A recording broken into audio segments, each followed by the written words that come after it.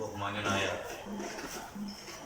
സ്വാഗത പ്രഭാഷണം നടത്തിയ ശ്രീ സുന്ദരൻ മാസ്റ്റർ, വേദിയിൽ ഉപവിഷ്ടരായ ബഹുമാന്യരായ ശ്രീ ശിവദാസേട്ടൻ, ശ്രീ ഉണ്ണിയേട്ടൻ, എൻ്റെ മുന്നിലിരിക്കുന്ന എൻ്റെ ഡിപ്പാർട്ട്മെൻറ്റിൽ ജോലി ചെയ്ത മേലുദ്യോഗസ്ഥനായ ശ്രീ കുറുപ്പേട്ടൻ, ശിവപ്പൻ, കൂടാതെ എനിക്ക് കണ്ട് പരിചയമുള്ളവരും ഇപ്പോൾ പരിചയപ്പെട്ടവരുമായ ബഹുമാന്യരായ സഹോദരി സഹോദരന്മാരെ, നമസ്കാരം. ഈ എന്നെ പറ്റി ഇതുവരെ ആരും പറയാത്ത കാര്യങ്ങളാണ് സുന്ദരൻ മാസ്റ്റർ ഇവിടെ പറഞ്ഞിട്ടുള്ളത്. കുഞ്ഞിക്കൂനൻ എന്ന സിനിമയിൽ ദിലീപ് പറഞ്ഞിട്ടുണ്ട്, ഞാൻ എന്നെ വിളിക്കുന്ന പേര് വിമൽകുമാർ എന്നാണ്. അതുപോലെ കുഞ്ഞിക്കൂനനായ എന്നെ സുന്ദരൻ മാസ്റ്റർ വിമൽകുമാറാക്കി മാറ്റി എന്നുള്ളതാണ് ഏറ്റവും പ്രധാനപ്പെട്ട ഒരു സവിശേഷത. ഞാൻ ഇവിടെ വന്നപ്പോ ഞാൻ വിചാരിച്ചു, കുറെ പൊട്ടിത്തെറിച്ച പിള്ളേരും കുറെ എന്താ പറയാ വഴിതെറ്റിയ മുതിർന്ന പൗരന്മാരും അനുസരണക്കേടുള്ള കുട്ടികളും ഒക്കെയാണ് എൻ്റെ മുന്നിൽ ഉണ്ടാവുക എന്നുള്ളതാണ് എനിക്ക് തോന്നിയത്. പക്ഷെ ഇവിടെ എത്തിയ സമയത്ത് നിങ്ങളിൽ നിന്നും തിരികെ ഞാൻ എന്തൊക്കെയോ പഠിക്കേണ്ടിയിരിക്കുന്നു എന്നുള്ളൊരു സന്ദേശമാണ് നിങ്ങളുടെ മുഖഭാവത്തിൽ നിന്നും എനിക്ക് മനസ്സിലായിട്ടുള്ളത്. ഞാൻ ഒരു പ്രാസംഗികനല്ല, ഞാനൊരു പണ്ഡിതനല്ല. എനിക്ക് 52 വയസ്സായി. ഒരു സാധാരണ കുടുംബത്തിൽ ജനിച്ച് ഒരു പോലീസിൽ ചേർന്ന് ഇന്ന് സബ് ഇൻസ്പെക്ടറായി ജീവിക്കുന്ന ഒരാൾ എന്നുള്ള നിലയ്ക്ക് എനിക്കുണ്ടായ ജീവിത അനുഭവത്തിൽ നിന്നും എൻ്റെ 27 വർഷത്തെ സർവീസ് ജീവിതത്തിൽ നിന്നും ഉണ്ടായ ചില അനുഭവങ്ങളെ ഒന്നിച്ച് നിരത്തിക്കൊണ്ട് നിങ്ങളുടെ മുന്നിൽ അല്പം ചില കാര്യങ്ങൾ പറയുക എന്നുള്ള ഏതൊരു സാധാരണ മനുഷ്യനും ചെയ്യാൻ പറ്റിയ കാര്യം മാത്രമേ ഞാൻ പറയുന്നുള്ളൂ. അതുകൊണ്ട് ഈ അഴിഞ്ഞിലം തളി ക്ഷേത്രത്തിലെ ഈ ഭക്തി നിർഭരമായ അന്തരീക്ഷത്തിൽ എത്തിച്ചേർന്ന എല്ലാവർക്കും ഞാൻ എൻ്റെ പേരിൽ സ്വാഗതം ചെയ്യുന്നു. എല്ലാവർക്കും നമസ്കാരം. പ്രിയമുള്ളവരെ, എൻ്റെ മുന്നിലിരിക്കുന്ന ഓരോരുത്തരുടെയും ചിന്ത പൂർണ്ണമായും എൻ്റെ ഭാഷണത്തിലേക്ക് വന്നിട്ടില്ല എന്നെനിക്കറിയാം.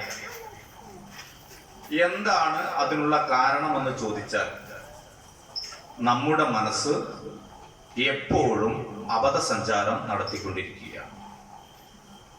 നമ്മൾ വിചാരിക്കുന്ന വഴിയെ ഒന്നും നമ്മുടെ മനസ്സ് വരുന്നില്ല. എന്താണ് കാരണം? ഏതെങ്കിലും ആൾക്ക് ഭക്ഷണം കഴിക്കാനില്ലാഞ്ഞിട്ടാണോ? ഏതെങ്കിലും ആൾക്ക് വസ്ത്രം ധരിക്കാനില്ലാഞ്ഞിട്ടാണോ? ആർക്കെങ്കിലും അവനവന്റെ കീശയിൽ ഒരു 100 രൂപയുടെ നോട്ടോ 500 രൂപയുടെ നോട്ടോ ഇല്ലാഞ്ഞിട്ടാണോ? മറ്റെന്തെങ്കിലും മാനസിക പ്രയാസങ്ങൾ കൊണ്ടാണോ? ആരോഗ്യമില്ലായ്മകൾ കൊണ്ടാണോ? ഒന്നും തന്നെയല്ല. നിങ്ങളുടെ പ്രശ്നം എന്താ? എൻ്റെ കയ്യിൽ കാശുണ്ട്, എനിക്ക് അപ്സ്റ്റെയർ വീടുണ്ട്, എനിക്ക് കാറുണ്ട്, എനിക്ക് ബന്ധുബലമുണ്ട്, എനിക്കെല്ലാം ഉണ്ട്. പക്ഷെ ഞാൻ എന്താണ്? എനിക്ക് ഞാനാവാൻ പറ്റുന്നില്ല എന്നുള്ളതാണ് ഏറ്റവും വലിയ പ്രശ്നം. ഞാൻ എൻ്റെ ചെറുപ്പകാലത്തിൽ ഓലയിട്ട വീട്ടിൽ കൂടുന്ന എനിക്ക് സാധാരണക്കാരായ ഒരാളുടെ മകൻ എന്ന നിലയ്ക്ക് എൻ്റെ മനസ്സ് എപ്പോഴും സന്തോഷം നിറഞ്ഞതായിരുന്നു. എൻ്റെ അച്ഛൻ ഒരാഴ്ചയുടെ അരി ഒരുമിച്ച് വാങ്ങി വെച്ചാൽ, ഒരു മാസത്തിൽ കിട്ടുന്ന 5 ലിറ്റർ മണ്ണെണ്ണ ഒരുമിച്ച് വാങ്ങി വെച്ചാൽ ഞാൻ പൂർണ്ണ തൃപ്തനായി. ഇനി അതല്ല, എൻ്റെ ഓല വീട് ഒന്ന് നേരത്തെ കെട്ടിച്ചു കഴിഞ്ഞാൽ അത് അത്രയും സന്തോഷമായി. അപ്പൊ ഞാൻ കാണുന്ന ഏറ്റവും വലിയ സന്തോഷം എന്ന് പറയുന്നത് അച്ഛൻ വാങ്ങിക്കൊണ്ടുതരുന്ന മുഴുവൻ അരിയും എൻ്റെ വീട്ടിലെത്തുക, ആ മണ്ണെണ്ണ മുഴുവൻ വീട്ടിലെത്തുക, അതുപോലെ തന്നെ ആ പുരകെട്ട് കൃത്യസമയത്തിന് നടത്തുക. അത്രയേ അന്നത്തെ ഒരു ജീവിതത്തിൽ ഒരാളുടെ സങ്കല്പത്തിൽ ഉണ്ടായിരുന്നു. എൻ്റെ അമ്മയുടെ ഏറ്റവും വലിയ സന്തോഷവും അത് തന്നെയാണ്. സഞ്ചി നിറച്ചും അരി കാണുക എന്നുള്ളതാണ് എൻ്റെ അമ്മയുടെ ഏറ്റവും വലിയ മോഹം. എൻ്റെ അച്ഛനെ സംബന്ധിച്ച് വലിയ സ്വപ്നങ്ങളൊന്നും എൻ്റെ അമ്മ നെയ്തിട്ടില്ല. ദൂരയാത്രകളെ സംബന്ധിച്ചോ ടൂറ് പോകുന്നതിനെ സംബന്ധിച്ചോ എൻ്റെ അമ്മ സ്വപ്നങ്ങൾ നെയ്തിരുന്നില്ല. ഒന്നും തന്നെ ഉണ്ടായിരുന്നില്ല. എൻ്റെ മക്കൾ ഡോക്ടർ ആവണോ എഞ്ചിനീയർ ആവണോ എന്നൊന്നും എൻ്റെ അമ്മ കരുതിയിരുന്നില്ല. എൻ്റെ അമ്മയ്ക്ക് ഉണ്ടായിരുന്നത് വളരെ ചുരുങ്ങിയ ആഗ്രഹമാണ്. ആ ആഗ്രഹത്തിൽ ജീവിച്ചത് കൊണ്ടാണ് ചെറുപ്പത്തിൽ വളരെ സന്തോഷവാനായി ജീവിക്കുവാൻ എനിക്ക് കഴിഞ്ഞത്. യാതൊരു മാനസിക സംഘർഷവും ഉണ്ടായിരുന്നില്ല. എങ്കിൽ ഇന്ന് പോലീസിനകത്ത് കയറി അത്യാവശ്യമെല്ലാം ഉണ്ട്, സാമാന്യം സമൂഹത്തിൽ തരക്കേടില്ല എന്നുള്ള ഒരു നിലയിലെത്തിയിട്ടും എൻ്റെ മനസ്സ് എപ്പോഴും സംഘർഷഭരിതമാണ്. എന്താണ് കാരണം? എല്ലാവരും നാടോടുമ്പോൾ നടുവെ ഓടണം എന്ന് പഠിച്ചിട്ടുണ്ട്. നാടോടുമ്പോൾ ഏതായാലും ഈ നാട്ടിൽ ഭരണാധികാരികൾ മുതൽ ഇങ്ങ് താഴേക്കിടയിൽ വരെ എല്ലാവരും സംഘർഷപൂരിതമായ മാനസികാവസ്ഥയിലാണ്. ജനങ്ങളും അതുപോലെ തന്നെയാണ്. നമ്മുടെ നിത്യജീവിതം സന്തോഷകരമാവണമെങ്കിൽ ആദ്യം എന്ത് വേണം? നമുക്ക് ആഗ്രഹങ്ങളെ കുറയ്ക്കുക എന്നുള്ളതാണ് ഒന്നാമത് പ്രധാനപ്പെട്ട ഉത്തരവാദിത്വം. രണ്ടാമത്തെ നമ്മുടെ ഉത്തരവാദിത്വം എന്താ? സ്വയം തിരിച്ചറിയുക എന്നുള്ളതാണ്. സ്വയം തിരിച്ചറിയുന്നതിലുപരി എന്ത് വേണം? നമ്മളൊക്കെ ഏതായാലും ഇങ്ങനെയൊക്കെ ആയിപ്പോയി. കതിരിൽ വളം വെച്ചിട്ട് കാര്യമില്ല. എന്നാലും കുറച്ചൊക്കെ മാറ്റങ്ങൾ നമുക്ക് വരും. പക്ഷേ ഏറ്റവും കൂടുതൽ ശ്രദ്ധിക്കേണ്ടത് നമ്മുടെ ചെറിയ കുട്ടികളെയാണ്. നമുക്കൊന്നും കൂടുതൽ ഒന്നും തന്നിട്ടില്ലെങ്കിലും നല്ലൊരു കാലഘട്ടത്തിലാണ് നമ്മൾ ജനിച്ചിട്ടുള്ളത്. അന്നത്തെ സ്വാഭാവികമായും മൂത്തവരോട് ബഹുമാനം ഉണ്ടാകും. ആരും പഠിപ്പിച്ചു തരണ്ട, അത് സമൂഹത്തിന്റെ ഭാഗമാണത്. മൂത്തവരെ കണ്ടാൽ എഴുന്നേൽക്കണം എന്ന് പറയുന്നത് അത് സ്വാഭാവിക മര്യാദയാണ്, ആരും പറഞ്ഞു തരണ്ട. മൂത്തവരെ കാണുമ്പോൾ എൻ്റെ മൂത്ത ജ്യേഷ്ഠൻ ഒരു ബീഡി വലിക്കുകയാണെങ്കിൽ എൻ്റെ അമ്മാവനോ എൻ്റെ ചെറിയച്ഛനോ വല്യച്ഛനോ ഒക്കെ വരികയാണെങ്കിൽ ആ ബീഡി പെട്ടെന്ന് തന്നെ കാലിന്റെ ചുവടയിട്ട് ചവിട്ടി തേച്ച് ഞാനൊന്നും അറിഞ്ഞില്ലേ രാമനാരായണ എന്ന് ചൊല്ലി നിൽക്കുന്ന ഒരു കാലഘട്ടം ഉണ്ടായിരുന്നു. എന്റെ ചെറുപ്പത്തിലൊക്കെ മദ്യം കഴിക്കുന്ന ആളുകൾ ഒരു കല്യാണ വീടിന്റെ പിറകിൽ അങ്ങാനും ഇരുന്ന് മദ്യം കഴിക്കുകയാണെങ്കിൽ അല്പം പ്രായം കൂടിയവർ വരികയാണെങ്കിൽ ആ മദ്യ ഗ്ലാസ് കൊണ്ട് ഒന്നുകിൽ മദ്യം ഒഴിവാക്കുക, അല്ലെങ്കിൽ മദ്യവും കൊണ്ട് ഏതെങ്കിലും മരത്തിന്റെ പുറത്തേക്ക് പോയിട്ട് മാറി നിൽക്കുന്ന ഒരു സാഹചര്യം ഉണ്ടായിരുന്നു. എന്നാൽ ഇന്നത്തെ സമൂഹം എന്ന് പറഞ്ഞാൽ മുതിർന്നവരെ വെല്ലുവിളിക്കുന്നതാണ് എൻ്റെ വ്യക്തിത്വം എന്ന് മനസ്സിലാക്കിയ രീതിയിലേക്ക് കാര്യങ്ങൾ നീങ്ങി. എന്തുകൊണ്ട്? ആരാണ് ആ രീതിയിൽ അവരെ വളർത്തിയത് എന്ന് വെച്ചാൽ ഇപ്പോഴത്തെ തലമുറയിലെ അച്ഛന്മാരും അമ്മമാരുമായ നമ്മളാണ്. നമ്മൾ കുട്ടികളെ നമ്മൾ എന്ത് പഠിപ്പിക്കുന്നു എന്നുള്ളതാണ് നമ്മൾ കൂടുതൽ ശ്രദ്ധിക്കേണ്ടത്. ഒരു ചെറിയ കുട്ടി നമ്മുടെ ജീവിതത്തിലേക്ക് കടന്നു വരുന്നു, അല്ലെ? ഒരു ചെറിയ കുട്ടി, അവൻ ചെറിയ കുട്ടിയായി, അവൻ 1 വയസ്സ് 2 വയസ്സാവുന്ന വരെയൊന്നും കൂടുതൽ പ്രശ്നങ്ങളൊന്നും തന്നെ ഇല്ല. 3 വയസ്സായി, അവനെ വീട്ടിലെ പ്രയാസങ്ങളൊന്നും അറിയിക്കുന്നില്ല, അവനെ കൊണ്ട് ഒരു പണിയും എടുപ്പിക്കുന്നില്ല, നമ്മൾ ഒരു ഉത്തരവാദിത്തങ്ങൾ അവനെ ഏൽപ്പിക്കുന്നില്ല. മനഃശാസ്ത്ര വിദഗ്ധന്മാർ തന്നെ പറയുന്നത്, ഞാൻ മനഃശാസ്ത്രജ്ഞനല്ല, ഞാൻ അത്ര ഒരു വിദ്യ ഞാൻ അഭ്യസിച്ചിട്ടുമില്ല, പക്ഷെ പറയുന്നത് ഒരു 2.5-3 വയസ്സായി കഴിഞ്ഞ ഒരു കുട്ടിയോട് വീട്ടിലെ രക്ഷിതാക്കൾ എന്ത് പറയണം? ചെറിയ ചെറിയ ഉത്തരവാദിത്തങ്ങൾ അവനെ ഏൽപ്പിക്കണം. ചെറിയ ഉത്തരവാദിത്തങ്ങൾ എന്ന് പറഞ്ഞാൽ വലിയ ഉത്തരവാദിത്തങ്ങളല്ല. മോനെ അച്ഛന്റെ കണ്ണടയിൽ നിന്ന് എടുക്ക്, മോനെ ഈ തീപ്പെട്ടി അമ്മയ്ക്ക് എടുത്ത് കൊടുക്കുക, പുറത്ത് പത്രം ഇട്ടിട്ടുണ്ട്, ആ പത്രത്തിന്റെ ഫ്രണ്ട് പേജ് എന്നതാ. മനസ്സിലായോ? ചെറുപ്പത്തിൽ വളരെ സൗമ്യമായി കുട്ടികളോട് അനുസരണത്തിന്റെ പാതയിലേക്ക് കൊണ്ടുവരുന്ന ഒരു രീതിയാണ് ഇത്. നമ്മൾ എന്ത് ചെയ്യും? അമ്മ തീപ്പെട്ടി എടുത്തു പറഞ്ഞാൽ എന്ത് ചെയ്യും? കുട്ടീനെ മുന്നിന്ന് അടുത്തോടെ എടുത്താൽ പോരാ, ചെക്കനോട് വെറുതെ ചെയ്യിക്കണം. എന്താ പണി? എന്റെ കാലത്ത് പറ്റിയോ? സ്വാഭാവികമായിട്ട് നമ്മൾ ചോദിക്കുന്ന ചോദ്യം കുട്ടിക്ക് മനസ്സിലാവുകയാണ്, ഞാൻ അമ്മയ്ക്ക് തീപ്പെട്ടി കൊണ്ടുകൊടുക്കേണ്ട ആളല്ല. ആരാണ് പറഞ്ഞത്? ഞാൻ മനസ്സിൽ സൂക്ഷിക്കുന്ന, എന്റെ പ്രതിബിംബമായി സൂക്ഷിക്കുന്ന എന്റെ അച്ഛൻ പറയുന്നു അത് ചെയ്യേണ്ടതില്ല. അതുപോലെ തന്നെ അകത്തുള്ള പേപ്പർ, അമ്മേന്റെ അടുത്ത് ആ പേപ്പർ കൂടെ വാങ്ങിക്കോ എന്ന് പറഞ്ഞു കഴിഞ്ഞാൽ ഞാൻ അത് വായിച്ചിട്ട് കൂടെ തരാം, അവിടെ കുത്തിരുന്നോളി എന്ന് പറയുന്നത് നമ്മുടെ കുട്ടിയുടെ മുന്നിൽ നിന്നാണ് നമ്മൾ പറയുന്നത്. ധിക്കാരത്തിന്റെ ആദ്യ ശബ്ദം കേൾക്കുന്നത് നമ്മുടെ രക്ഷിതാക്കളിൽ നിന്ന് തന്നെയാണ് നമ്മുടെ കുട്ടികൾ കേൾക്കുന്നത്. എവിടെയാണ് പിന്നെ നമ്മുടെ കുട്ടികൾ നന്നാവുക? കുട്ടികൾക്ക് നമ്മുടെ വീട്ടിൽ വെച്ച് നമ്മൾ എന്ത് ചെയ്യും? ഒരു ഹോർലിക്സോ ബൂസ്റ്റോ ബോൺവിറ്റയോ ഒക്കെ നമ്മൾ കലക്കി കൊടുക്കും. നമ്മൾ അവിടെ 500-600 പാലുണ്ടാവും. വളരെ കുറച്ച് ചായ ഉണ്ടാക്കിയതിന് ശേഷം വളരെ ചുരുങ്ങിയ പാല് മാത്രമേ ഉണ്ടാവുള്ളൂ. നമുക്ക് കുട്ടിക്ക് ഹോർലിക്സോ ബൂസ്റ്റോ ഉണ്ടാക്കി കൊടുക്കുന്ന സമയത്ത് വീട്ടിലെ അമ്മമാർ ആദ്യം പറയുന്ന വാക്ക് തള്ള കാണാതെ കുടിച്ചാള് എന്നാണ് പറയുക. തള്ള കാണാതെ കുടിച്ചാള് എന്ന് പറഞ്ഞാൽ ഭർത്താവിന്റെ അമ്മ കാണണ്ട എന്നാണ് അതിന്റെ അർത്ഥം. മിക്കവാറും വീട്ടിൽ നടക്കുന്ന ഒരു ശീലമാണ്. മോനെ ഒരു ഗ്ലാസ് അല്ലുള്ളത്, കുറച്ച് അച്ചമ്മയ്ക്ക് കൊണ്ടു കൊടുക്കുക, അല്ലെ ഒറ്റയ്ക്ക് കുടിക്കാനാ പഠിച്ചത് എന്ന് പറയേണ്ടതിന് പകരം തള്ള കാണാതെ കുടിക്കാൻ പ്രോത്സാഹിപ്പിക്കുന്ന ഒരു സമൂഹമാണ് ഇന്ന് ഉള്ളത്. വീട്ടിൽ അവന്റെ ഒരു സുഹൃത്ത് വരണാല് അതേക്ക് ഇരിക്കടാ, എന്റെ സുഹൃത്തൊക്കെ പാടെ വിതരണം ചെയ്യാൻ ഇവിടെ സാധനമില്ല, മനസ്സിലായത് പോയന്റെ എന്ന് വിളിച്ച് നമ്മുടെ കുട്ടികളെ ചീത്ത പറയുമ്പോൾ കുട്ടികൾക്ക് മനസ്സിലാവുന്ന എന്ത്, ഞാൻ എൻ്റെ അമ്മ ഉണ്ടാക്കുന്ന സാധനം എനിക്ക് ഒറ്റയ്ക്ക് കഴിക്കാനാണ്, അത് വിതരണം ചെയ്യാനുള്ളതല്ല, ഞാൻ സ്വന്തം എന്ന നിലയിലേക്ക് ഞാൻ ചുരുങ്ങേണ്ടിയിരിക്കുന്നു എന്നുള്ള രീതിയിലേക്കാണ് നമ്മൾ പാഠഭാഗങ്ങൾ നമ്മൾ കൊടുക്കുന്നത്. എങ്ങനെയാണ് പിന്നെ നമ്മുടെ കുട്ടികൾ നന്നാവുക? എൻ്റെ വീട്ടിനകത്ത് യൂണിവേഴ്സിറ്റിയിൽ ജോലി ചെയ്യുന്ന ഒരു സ്ത്രീ ഉണ്ടായിരുന്നു. അവരുടെ ഭർത്താവ് സ്കൂൾ അധ്യാപകനായിരുന്നു.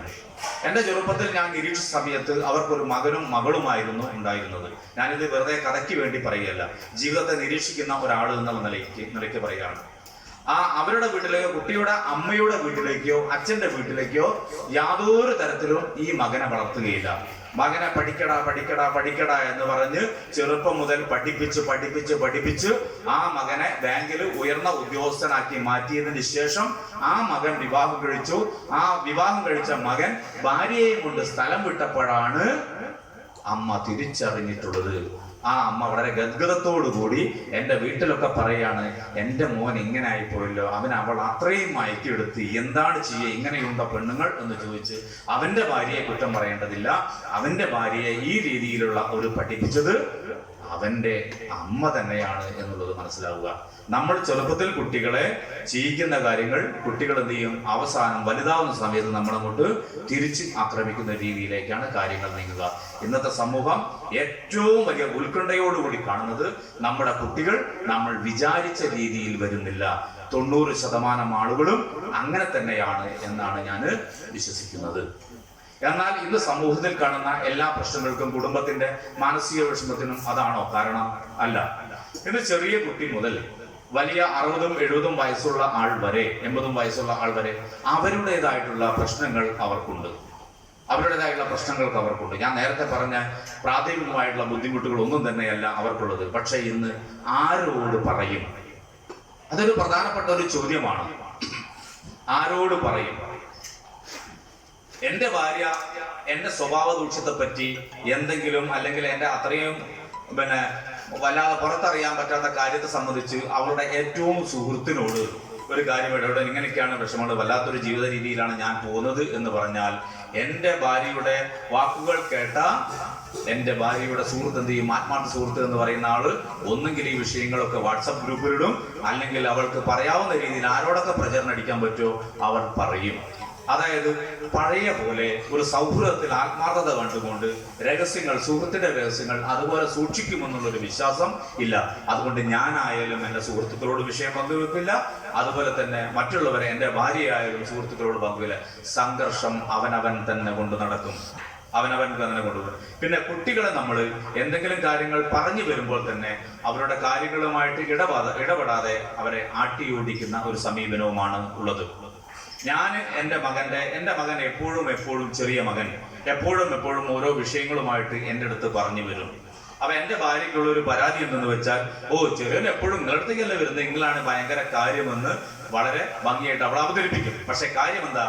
ചെറിയ മകൻ ഇങ്ങനെ വിഷയങ്ങൾ എന്തെങ്കിലുമൊക്കെ സ്കൂളിലെ വിഷയങ്ങളും പുറത്തുള്ള വിഷയങ്ങളും എന്തെങ്കിലും വിഷയങ്ങൾ അവതരിപ്പിക്കാൻ താല്പര്യമുള്ള ആളായതുകൊണ്ട് അതിന് ശ്രോതാവായിട്ട് ഞാൻ നിന്ന് കൊടുക്കും. അവൻ്റെ അമ്മയ്ക്ക് ഒരു പക്ഷേ അത്ര കഴിഞ്ഞോളന്നില്ല.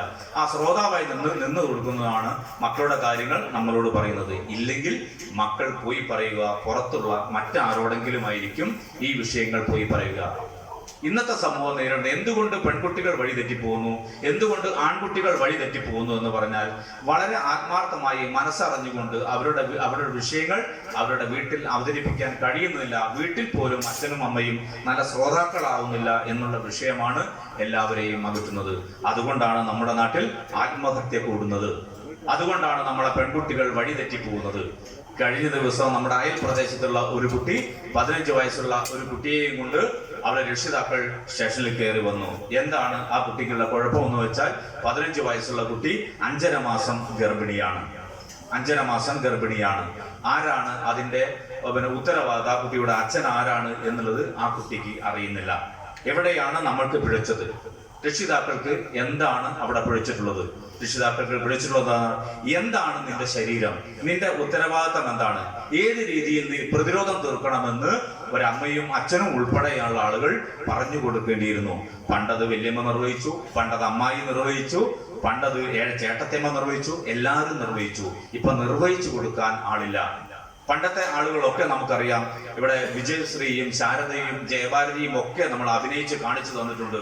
അവരുടെ നേരെ ഒരു ബാലൻ കെ നായരോ ഒരു ജോസ് പ്രകാശോ വരുന്ന സമയത്ത് ശരീരത്തിന്റെ കുറുകെ കൈവച്ച് അയ്യോ അരുത് എന്ന് അഭിനയിച്ച് കാണിക്കുന്ന പഴയ ഒരു വൈകാരികത നിറഞ്ഞ രംഗങ്ങൾ നമുക്ക് ഓർമ്മയുണ്ടാവും. പക്ഷേ അത്തരം വൈകാരികത നിറഞ്ഞ ഒരു അഭിനയം ഇപ്പോൾ എവിടെയും കാണുന്നില്ല. സിനിമയിൽ പോലും ഏതെങ്കിലും സ്ത്രീകള് നടിമാര് അയ്യോ അരുത് എന്ന് പറയുന്നില്ല. കാരണം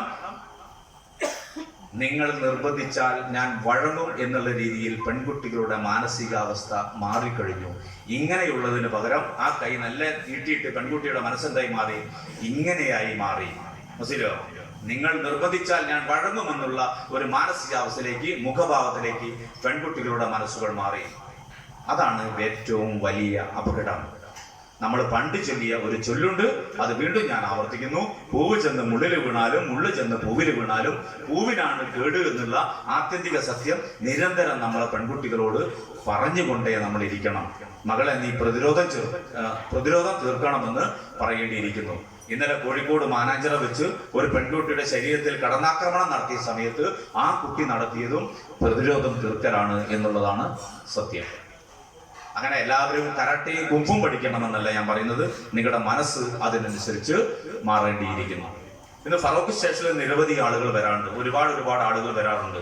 അതിൽ മിക്കവാറും അമ്മയും അച്ഛനും ചേർന്ന് നിന്ന് നടുക്ക് കുട്ടിയെ ഇരുത്തി സങ്കടത്തോടു കൂടി അച്ഛനും അമ്മയും പറയുന്ന ഒരു വാക്കുണ്ട്, സാറേ എൻ്റെ മകൾക്ക് 13 വയസ്സായി, ഞാൻ എന്താ പ്രശ്നം പറഞ്ഞോളൂ. ഒന്നുമില്ല, മറ്റേ അഭിജിത്ത് എന്ന് പറയുന്ന പയ്യൻ്റെ അടുത്ത് അവളുടെ എല്ലാ ഫോട്ടോയും ഉണ്ട്, ഒന്ന് വാങ്ങിത്തരണം, ഞങ്ങൾക്ക് വേറെ പരാതിയുമൊന്നുമില്ല എന്നാണ് പറയുന്നത്. എങ്ങനെ 13 വയസ്സുള്ള ഒരു പെൺകുട്ടിയുടെ ഫോട്ടോ 18 വയസ്സുള്ള അല്ലെങ്കിൽ 17 വയസ്സുള്ള അഭിജിത്ത് എന്നുള്ള പയ്യന്റെ അടുത്ത് വന്നു എന്ന് ചോദിച്ചാൽ നിങ്ങൾ ചിന്തിക്കണം. കുട്ടികളോട് നമ്മൾ വീട്ടിൽ നിന്ന് പറയും, കണ്ടച്ചാ മതി, അമ്മയെ ഒരുങ്ങി പുറപ്പെട്ട് എങ്ങനെ ഉണ്ട് ചോദിച്ചാൽ അമ്മയ്ക്ക് സമയം ഉണ്ടാവില്ല, അടുക്കളയിൽ പണിയില്ല, കണ്ടച്ചാ മതി, മിണ്ടാതെ പൊടി അവിടുന്ന് എന്ന് പറയും, മിണ്ടാതെ പൊയ്ക്ക് അവിടുന്ന് പറയും. അല്ല അച്ഛനോട് പറഞ്ഞാൽ അച്ഛൻ ഒരു പക്ഷേ മകളെ സൗന്ദര്യത്തെ പറ്റി പിടിക്കായല്ലോ മിടിപിടിക്കായല്ലോ ഒന്നും അച്ഛൻ പറയില്ല. പിന്നെ ഇവിടുന്നാണെന്ന് പറയാം, രാമനാട്ടുകര ബസ് സ്റ്റാൻഡിൽ വെച്ച്, ഫറോക്ക് ബസ് സ്റ്റാൻഡിൽ വെച്ച്, മണ്ണൂർ വളവിൽ വെച്ച്, കടലുണ്ടി ഗേറ്റിന്റെ അടുത്ത് വെച്ചിട്ട് അവളെ ഇഷ്ടപ്പെട്ട ആളുകൾ അവിടെ വരും. അവൻ ഇറുകിയ ജീൻസ് ഇട്ട് പിൻവശം ഇറങ്ങി അല്പം ശരീരഭാഗം കാണിച്ചുകൊണ്ട് കയ്യിൽ വീതിയുള്ള മൊബൈലുമായി മുടിയൊക്കെ കുറിപ്പിച്ചു വെച്ച് നൂലൻ വിഷയവുമായി അവൻ അടുത്തേക്ക് വരുമ്പോൾ അവൻ ആ കുട്ടിയോട് പറയും, നിന്റെ കണ്ണാണ് ഞാൻ ജീവിതത്തിൽ കണ്ട ഏറ്റവും സൗന്ദര്യമുള്ള കണ്ണ്, നിന്റെ മൂക്കാണ് ഏറ്റവും സൗന്ദര്യമുള്ള മൂക്ക് എന്ന് പറയുമ്പോൾ എത്ര വിദ്യാഭ്യാസമുള്ള കുട്ടിയായാലും ആ വഴിക്കെന്ന് മയങ്ങിപ്പോകും. എൻ്റെ അമ്മ എന്നോട് ചിലക്കാതെ പോടി അവിടുന്ന് എന്ന് പറഞ്ഞ ഒരു സമയത്ത് എൻ്റെ ഈ ഏട്ടൻ എന്നെ സുന്ദരിയായി കണ്ടുവെങ്കിൽ എൻ്റെ മനസ്സിനിണങ്ങിയ അയാൾ തന്നെയാണ് എന്ന് അങ്ങോട്ട് കുട്ടികൾ നിശ്ചയിക്കുക. അതിന് കാരണം എന്താ? അച്ഛൻ കുട്ടികൾക്ക് പറഞ്ഞു കൊടുക്കണം, മകളെ സമൂഹം ഇങ്ങനെയാണ് ചിന്തിക്കുന്നത്, സമൂഹം ഇങ്ങനെയാണ്. കഞ്ചാവിന്റെയും ബ്രൗൺ ഷുഗറിന്റെയും ഹാൻസിന്റെയും ബത്തഡിന്റെയും ഒക്കെ ലോകത്താണ് സമൂഹം ജീവിക്കുന്നത്. സമൂഹത്തിന്റെ ആവശ്യം എന്താ? പഴയ സമൂഹത്തിന്റെ ആവശ്യം പണ്ട് എന്റെയൊക്കെ വളരെ ചെറുപ്പത്തിൽ ഞാൻ കാണുന്നത് ഒരു പ്രണയം എന്ന് പറഞ്ഞാൽ ഒന്നെങ്കിൽ ഒരു മതിലിന്റെ മുകളിൽ നിന്ന് മറ്റേ മതിലിന്റെ മുകളിൽ നിന്നുകൊണ്ട് ഇടവഴികളാണ് ഉണ്ടാവുക. ഇടവഴിയെ സാക്ഷി നിർത്തിക്കൊണ്ട് അങ്ങേ മതിലിലും ഇങ്ങേ മതിലിലും നിന്ന് പറയുന്ന അല്പം ചെറിയ ഒട്ടും അനാരോഗ്യകരമല്ലാത്ത ആരോഗ്യകരമായ വാക്കുകൾ മാത്രമേ പണ്ട് പറയാറുണ്ടായിരുന്നുള്ളൂ. ഏതെങ്കിലും സ്ത്രീയെ കയറ് പിടിക്കാനോ ഏതെങ്കിലും സ്ത്രീയെ കൊണ്ട് വേറെ എന്തെങ്കിലും ചെയ്യിക്കാനോ ഒന്നും ആരും മെനക്കെടാറില്ല.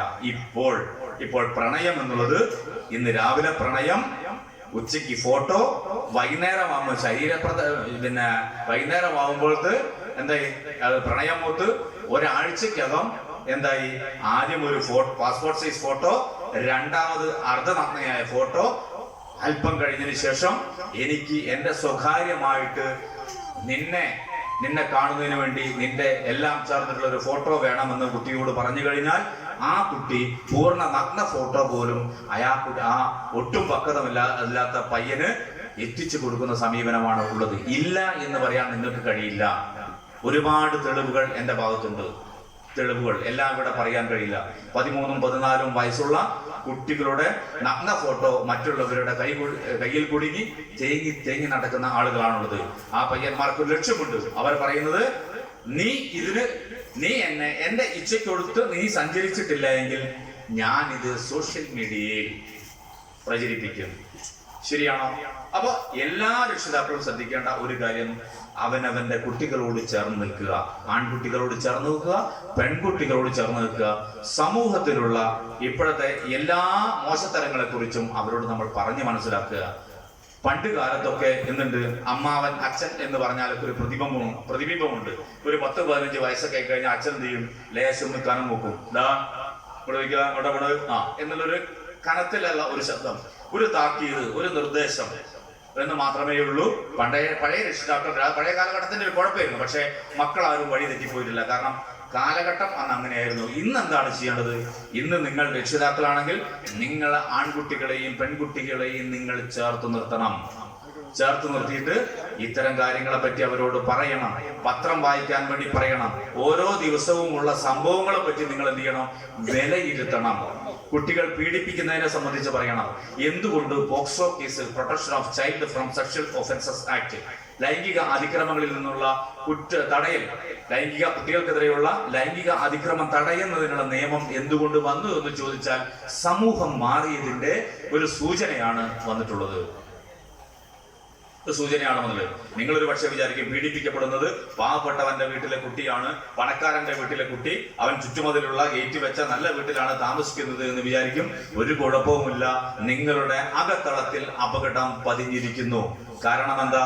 മൊബൈൽ എന്നുള്ളൊരു സംവിധാനം, ആ ഒരു സൂത്രം നിങ്ങളുടെ മക്കളുടെ കയ്യിലുണ്ടെങ്കിൽ എവിടെയുള്ള ആരുമായിട്ടും അവന് സംവദിക്കാനും ഏത് രീതിയിലുള്ള ഫോട്ടോ അയച്ചു കൊടുക്കാനും ഏത് രീതിയിലുള്ള ഫോട്ടോ സ്വീകരിക്കുവാനും അവന് കഴിയും, അല്ലെങ്കിൽ അവൾക്ക് കഴിയും.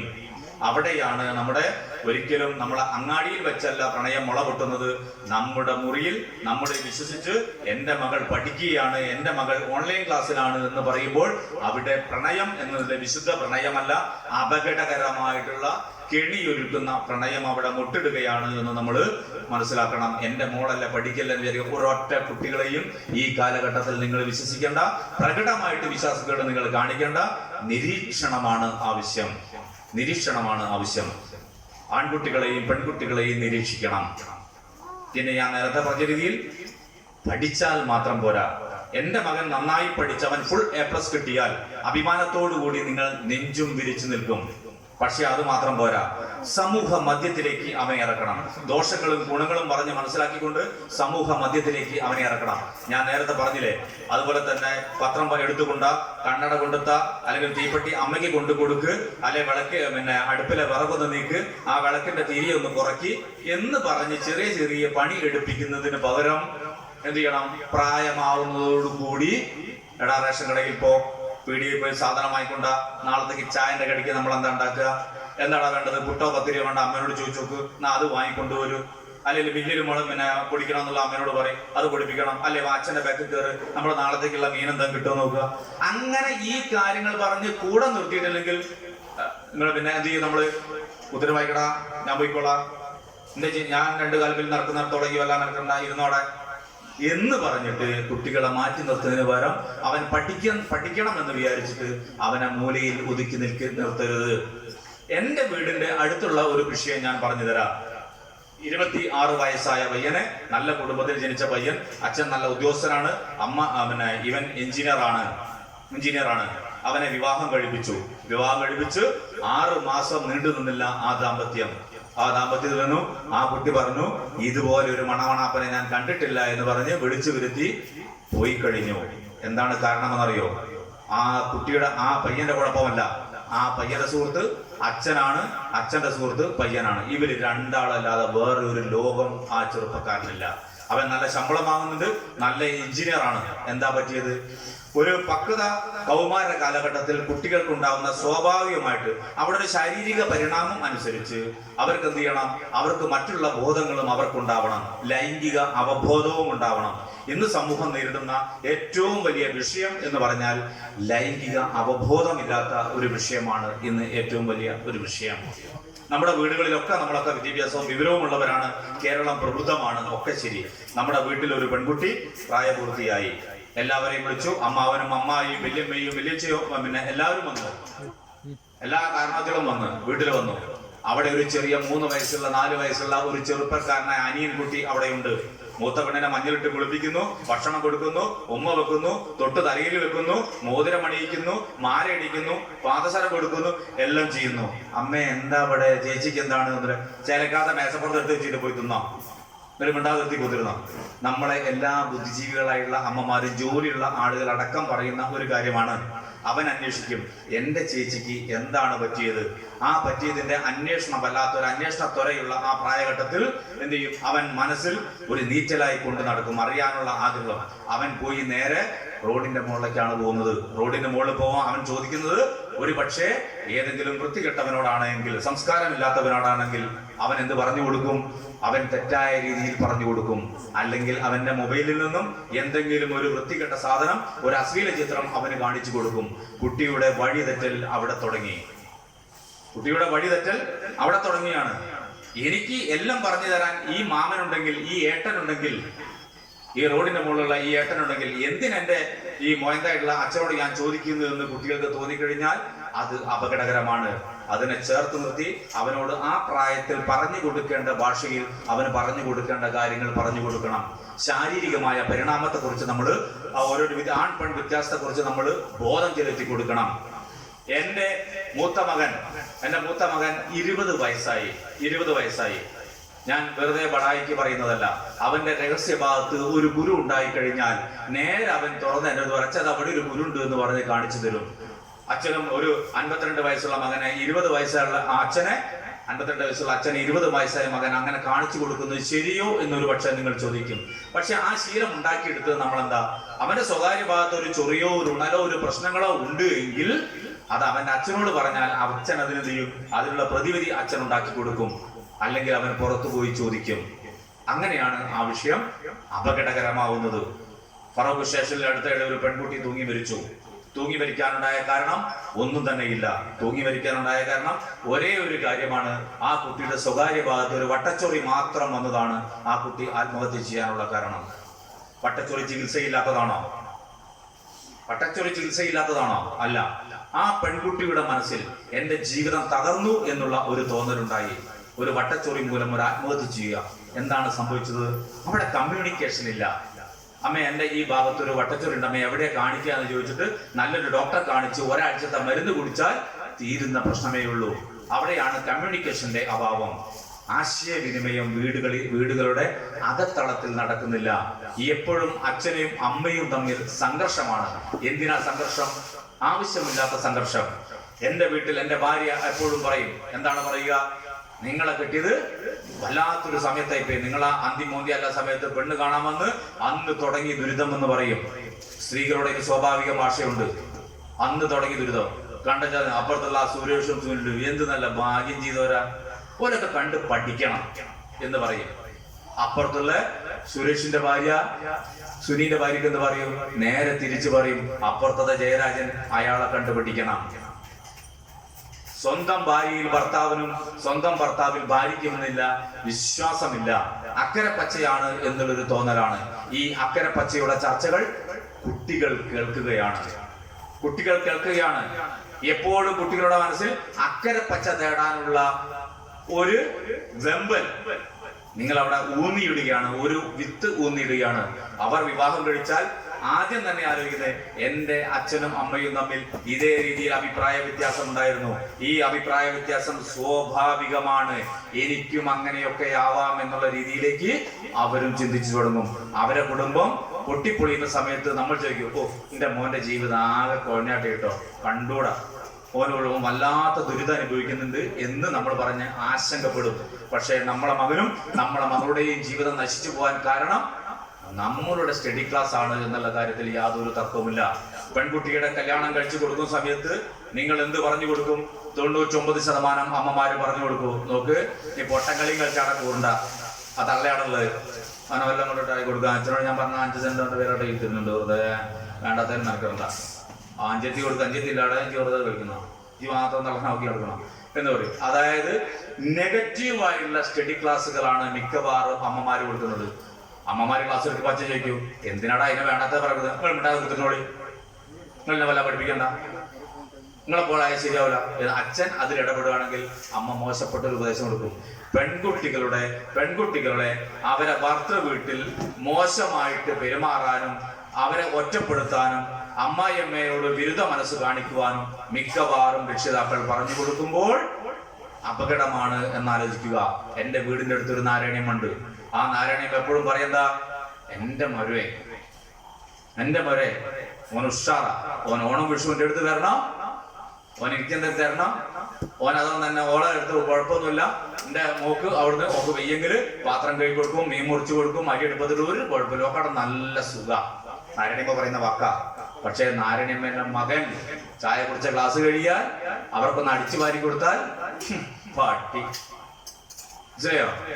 സ്വന്തം മകൾക്ക് മരുമകൻ എല്ലാ സഹായങ്ങളും ചെയ്തു കൊടുക്കുമ്പോൾ അവരുടെ പുണ്യമാണ് അവരുടെ എന്റെ മരുമകൻ എന്ന് പറയുമ്പോൾ തന്റെ മകന്റെ ഭാര്യയ്ക്ക് അവർക്ക് എന്താ ബുദ്ധിമുട്ടുണ്ടാവും, എന്താ സഹായം ചെയ്തു കൊടുത്ത് അടിച്ചു വാരിയാൽ ഒന്ന് ഡ്രസ്സ് നലക്കിയിട്ട് കഴിഞ്ഞാൽ ആ അമ്മയുടെ മനസ്സ് നേരെ തിരിച്ചു വരും. എല്ലാ അമ്മമാരും എന്നല്ല ഞാൻ പറയുന്നത്, എല്ലാ അമ്മമാരും എല്ലാ പെൺകുട്ടികളും എല്ലാ അമ്മായിമ്മമാരും ഇങ്ങനെയാണ് എന്നല്ല പറയുന്നത്. കാലഘട്ടം അങ്ങനെയാണ് ചിന്തിക്കുവാൻ വേണ്ടി പഠിപ്പിക്കുന്നത്. എപ്പോഴും വേറെ പോണം എന്നുള്ള ചിന്താഗതി മക്കളിൽ ഉണ്ടാക്കിയെടുക്കുന്നു. അങ്ങനെ നിങ്ങൾ ഉണ്ടാക്കിയെടുത്താൽ വേറെ പോണമെന്ന് അറിയുന്ന സമയത്ത് ഇപ്പുറത്ത് മറ്റേ ബിരുദൻ കേട്ടു നിൽക്കുന്നുണ്ട്, 3-4 വയസ്സുള്ള ബിരുദൻ, അവനും നിങ്ങളെ ഇട്ടിച്ച് വേറെ പോകും. അതാണ് ഏറ്റവും വലിയ ഒരു വിഷയം. ഞാൻ നേരത്തെ പറഞ്ഞ ഒരു കാര്യത്തിലേക്ക് വരാം. എന്തുകൊണ്ട് കുടുംബജീവിതത്തിൽ നിരന്തരം ചർച്ചകൾ വേണം? ഭാര്യയും ഭർത്താവും തമ്മിൽ മാനസികമായ യോജിപ്പ് വേണം. എനിക്ക് നീ തന്നെ വലുത്, നിനക്ക് ഞാൻ തന്നെ വലുത് എന്നുള്ള രീതിയിൽ ഒരു മാനസിക ഐക്യം ഉണ്ടാവണം. ഒരു കല്യാണം കഴിക്കുമ്പോൾ വെറുതെ പോയി ചാടിക്കയറി കല്യാണം കഴിക്കണം ഹൈന്ദവ ആചാര പ്രകാരം അല്ല. ആദ്യം നമ്മൾ പോവും, പെണ്ണ് കാണും, പിന്നെ രണ്ടാളെ പറഞ്ഞയക്കും, ഒന്നുകൂടി കാണും, അതിനടക്കാൻ വേറൊരാള് പോവും, ഒക്കെ പോവും. കുട്ടീന്റെ അതുപോലെ തന്നെ ഞൊണ്ടുണ്ടോ മുടിയുണ്ടോ അതൊക്കെ നോക്കാൻ വേണ്ടി കാക്കപ്പള്ളിട്ടൊക്കെ നോക്കാൻ വേണ്ടി വേറെ ആളുകൾ പോകും. അങ്ങനെ എല്ലാം കഴിഞ്ഞിട്ട് എന്ത് ചെയ്യും?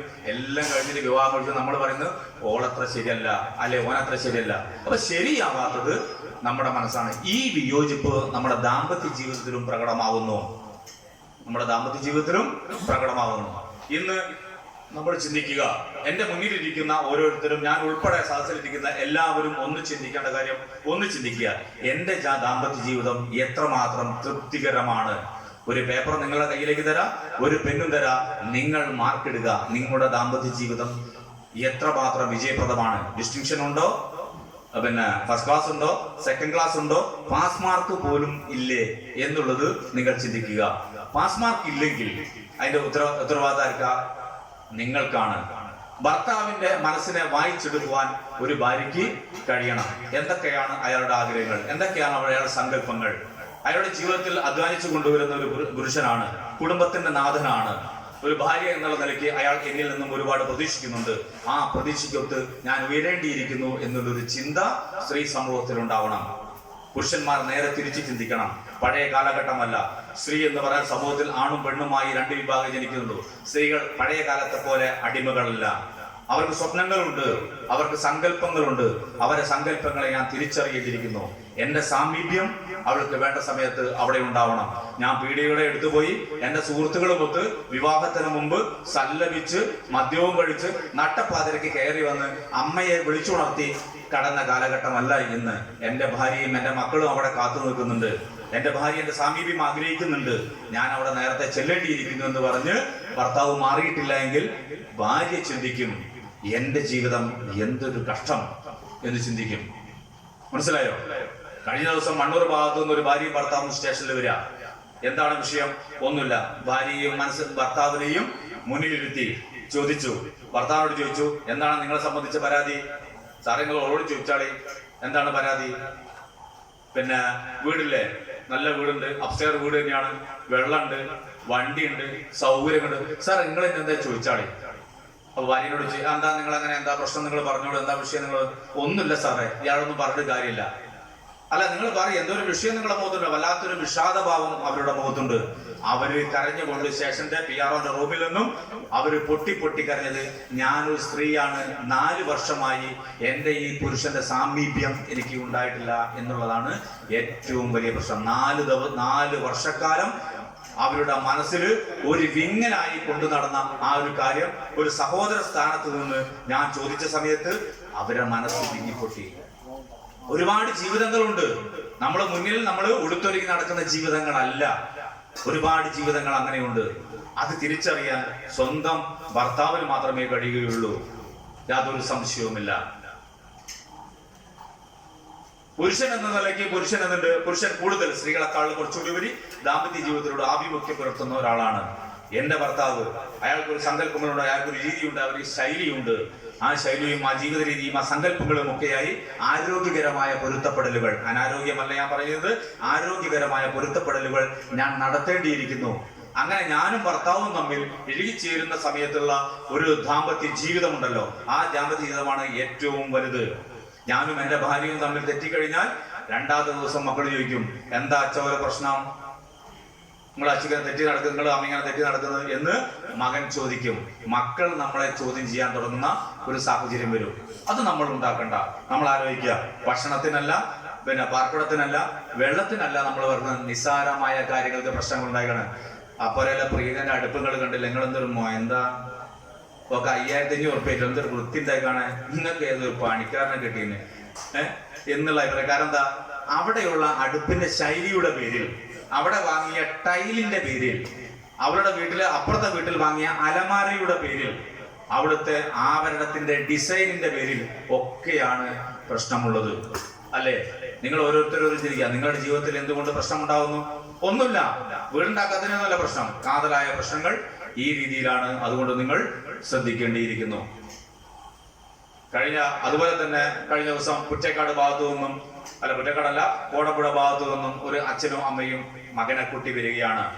മകൻ പഠിക്കുന്നത് 8ാം ക്ലാസ്സിൽ. നിങ്ങൾ ചിന്തിക്കണം, മകൻ പഠിക്കുന്നത് 8ാം ക്ലാസ്സിൽ. മകനെ നടുക്കിരുത്തി അച്ഛനും അമ്മയും ഇപ്പുറത്തിരുന്ന് കുറെ നേരം മനസ്സ് വിങ്ങി ചുണ്ടിങ്ങനെ കുതുക്കി കളിക്കാല്ലാതെ അച്ഛനും അമ്മയ്ക്കും ഒന്നും പറയാൻ കഴിയുന്നില്ല. അച്ഛനോട് ചോദിച്ചാൽ എന്താ വിഷയം, ഓള് പറയും എന്ന് പറഞ്ഞ് അമ്മേനെ ചൂണ്ടി പറഞ്ഞു. അമ്മേനെ ചൂണ്ടി പറഞ്ഞപ്പോ അമ്മയ്ക്ക് പറയാൻ പറ്റില്ല, അങ്ങനെ ചുണ്ടിങ്ങനെ വിതുമ്പി കളിക്കുക. അവസാനം ടവല് കൊണ്ട് കണ്ണുപൊത്തി കരഞ്ഞുകൊണ്ട് അമ്മ പറയുന്നത്, 8ാം ക്ലാസ്സിൽ പഠിക്കുന്ന മകൻ കഞ്ചാവിന്റെ ഉപയോഗം തുടങ്ങി. ചിന്തിക്കാൻ പറ്റുമോ? നിങ്ങൾ ചിന്തിക്കാൻ പറ്റുമോ? ഞാനൊരു പക്ഷെ വടായി പറയാന്ന് വിചാരിക്കില്ലേ, വടായി പറയുകയല്ല. എന്താണ് സംഭവിച്ചത്? പുലർച്ചയ്ക്ക് ആ വീട്ടില് അമ്മയുടെയും അച്ഛന്റെയും തൊഴിൽ എന്താ? പുലർച്ചയ്ക്ക് കിണിക്കുക, പഴംപൊരിയും ഉള്ളിവടയും പരിപ്പ് വടയും സുഖിയനും ഉണ്ടാക്കുക, അത് കൊട്ടയിലാക്കി ഹോട്ടലുകളിൽ മുഴുവൻ വിതരണം ചെയ്യുക. വിതരണം ചെയ്തിട്ട് അതിൽ നിന്നും കിട്ടുന്ന സമ്പാദ്യം കൊണ്ടാണ് ആ കുടുംബം ജീവിതം പുലർത്തുന്നത്. മകൻ എന്താ കൊടുത്തത്? മകനെ പുലർച്ചയ്ക്ക് എഴുന്നേറ്റ് സഹായിക്കുന്നതിനായി അവനെ വിളിക്കും. അവൻ ചോദിച്ചു, എനിക്കെന്താ കൂലി എന്ന് അവൻ പച്ച മലയാളത്തിൽ ചോദിച്ചു.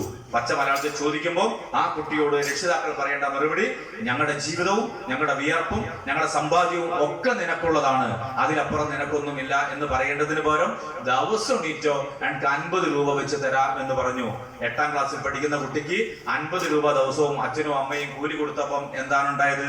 ഐസ്ക്രീം തിന്നിട്ടും നെല്ലിക്ക വാങ്ങിയിട്ടും എന്ത് വാങ്ങിയിട്ടും കുട്ടിക്ക് പൈസ തരുന്നില്ല. കാരണം അതിന്റെ മുകളിൽ പിന്നെ 50 രൂപ വന്നുകൊണ്ടിരിക്കുകയാണ്. ആ കുട്ടികൾ സുഹൃത്തുക്കളെയും കൂട്ടി രാമനാട്ടുകര ബസ് സ്റ്റാൻഡിലൊക്കെ വെറുതെ ഒന്ന് കറങ്ങി അവിടെയുള്ള ഒരു കഞ്ചാവ് വിൽപ്പനക്കാർ, ഷൈജു എന്ന് പറയുന്ന കഞ്ചാവ് വിൽപ്പനക്കാരന്റെ കയ്യിൽ നിന്നും കഞ്ചാവ് വാങ്ങി വലിക്കുവാൻ തുടങ്ങി. 8ാം ക്ലാസ്സിൽ പഠിക്കുന്ന കുട്ടി. ആരാണ് ഉത്തരവാദി? തെറ്റ് ചെയ്തത് രക്ഷിതാവാണോ അല്ലെങ്കിൽ കുട്ടിയാണോ എന്നുള്ളത് വ്യക്തമായും ചിന്തിക്കേണ്ടിയിരിക്കുന്നു. അത് ചിന്തിച്ചിട്ടില്ലെങ്കിൽ അപകടമാണ്. അപ്പൊ ആൺകുട്ടികൾ ഒരു വഴിക്ക്, ആൺകുട്ടികളെ അതുപോലെ തന്നെ ലൈംഗികപരമായിട്ടും ആൺകുട്ടികളെ ഉപയോഗിക്കപ്പെടും. അതുകൂടി ശ്രദ്ധിക്കണം. പണ്ട് കാലത്താണെങ്കിൽ പെൺകുട്ടികളെ മാത്രം ശ്രദ്ധിച്ചാൽ മതി, ഇപ്പം പോരാ, ആൺകുട്ടികളെ കൂടി ശ്രദ്ധിക്കണം. നമ്മുടെ ഫറോക്ക് ശേഷം പരിധിയിൽ സ്ഥലം ഞാൻ പറയുന്നില്ല. 8:20 മണിക്ക് ഒരു പയ്യൻ സ്കൂളൊക്കെ വിട്ടുകഴിഞ്ഞ് ട്യൂഷനൊക്കെ വിട്ടുകഴിഞ്ഞ് തിരക്കില്ലാത്ത സമയത്ത് ബാർബർ ഷോപ്പിൽ മുടി വെട്ടിക്കാൻ കയറിയ സമയത്ത് ആ കുട്ടി മാത്രമേ ഉള്ളൂ. മുടിയൊക്കെ ഒക്കെ പുതപ്പിച്ച് റെഡിയാക്കി മുടി വെട്ടാൻ ശരിയാക്കി നിർത്തിയിട്ട് അവനോട് പറഞ്ഞ് അവന്റെ എടുത്ത് നല്ല ചെവിയിൽ പോയി മന്ത്രിച്ചു, ഏട്ടന്റെ മൊബൈലിൽ ഒരു കാര്യമുണ്ട്, ഏട്ടൻ കാണിച്ചു തരാം, നിന്റെ സ്വന്തം ആയതുകൊണ്ടാണ്, വേറെ ആരോടും പറയണ്ട എന്ന് പറഞ്ഞ് അതിലെ അശ്ലീല ദൃശ്യങ്ങൾ ഒരിക്കലും 8ാം ക്ലാസ്സിൽ പഠിക്കുന്ന ഒരു കുട്ടി കാണാൻ പറ്റാത്ത അശ്ലീല ദൃശ്യങ്ങൾ ആ മകനെ കാണിച്ചു കൊടുക്കുവാൻ ആ ബാർബർ അപാരമായിട്ടുള്ള ഒരു തൊലിക്കെട്ടിയാണ് അയാൾ കാണിച്ചിട്ടുള്ളത്. അയാൾക്കൊരു മകനുണ്ട്, എന്നിട്ടും അയാൾ ചെയ്തു എന്നുള്ളത് സമൂഹത്തിന്റെ അപകടകരമായുള്ള ഒരു സൂചനയാണ് കാണിക്കുന്നത്.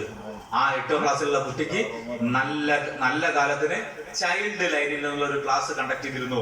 ആ കുട്ടിയോട് അന്ന് കിട്ടിയിട്ടുള്ള വിവരമാണ്, എന്തെങ്കിലും അപകടകരമായ സൂചന നിങ്ങൾക്കുണ്ടെങ്കിൽ, എന്തെങ്കിലും ഇത്തരം വിഷയമുണ്ടെങ്കിൽ ഉടനെ പോലീസ് സ്റ്റേഷനിൽ പരാതി പറയണം. അങ്ങനെ പുതപ്പഴിച്ചു മാറ്റി പോലീസ് സ്റ്റേഷനിലേക്ക് ഓടി വന്ന് ആ കുട്ടി കരഞ്ഞുകൊണ്ട് പറയുന്നത്, ഏട്ടൻ ഇതുപോലെ ആ ബാർബർ ഷോപ്പിലുള്ള ഏട്ടൻ ഇതുപോലെയുള്ളൊരു ചിത്രം കാണിച്ചു തന്നു എന്ന് പറഞ്ഞ് പോലീസ് ഉടനടി അവിടെ പോയി മെല്ലെ പിടിച്ച ആ ബാർബറെ വണ്ടിയിൽ കയറ്റി സ്റ്റേഷനിൽ കൊണ്ടുവന്നു. അയാൾ ജയിലിൽ കിടന്നു. എങ്ങനെയാണ് നമ്മുടെ സമൂഹത്തിൽ എങ്ങനെയാണ് ഇങ്ങനെ തോന്നുവാനുള്ള ഒരു മനസ്സ് ഉണ്ടാകുന്നത്?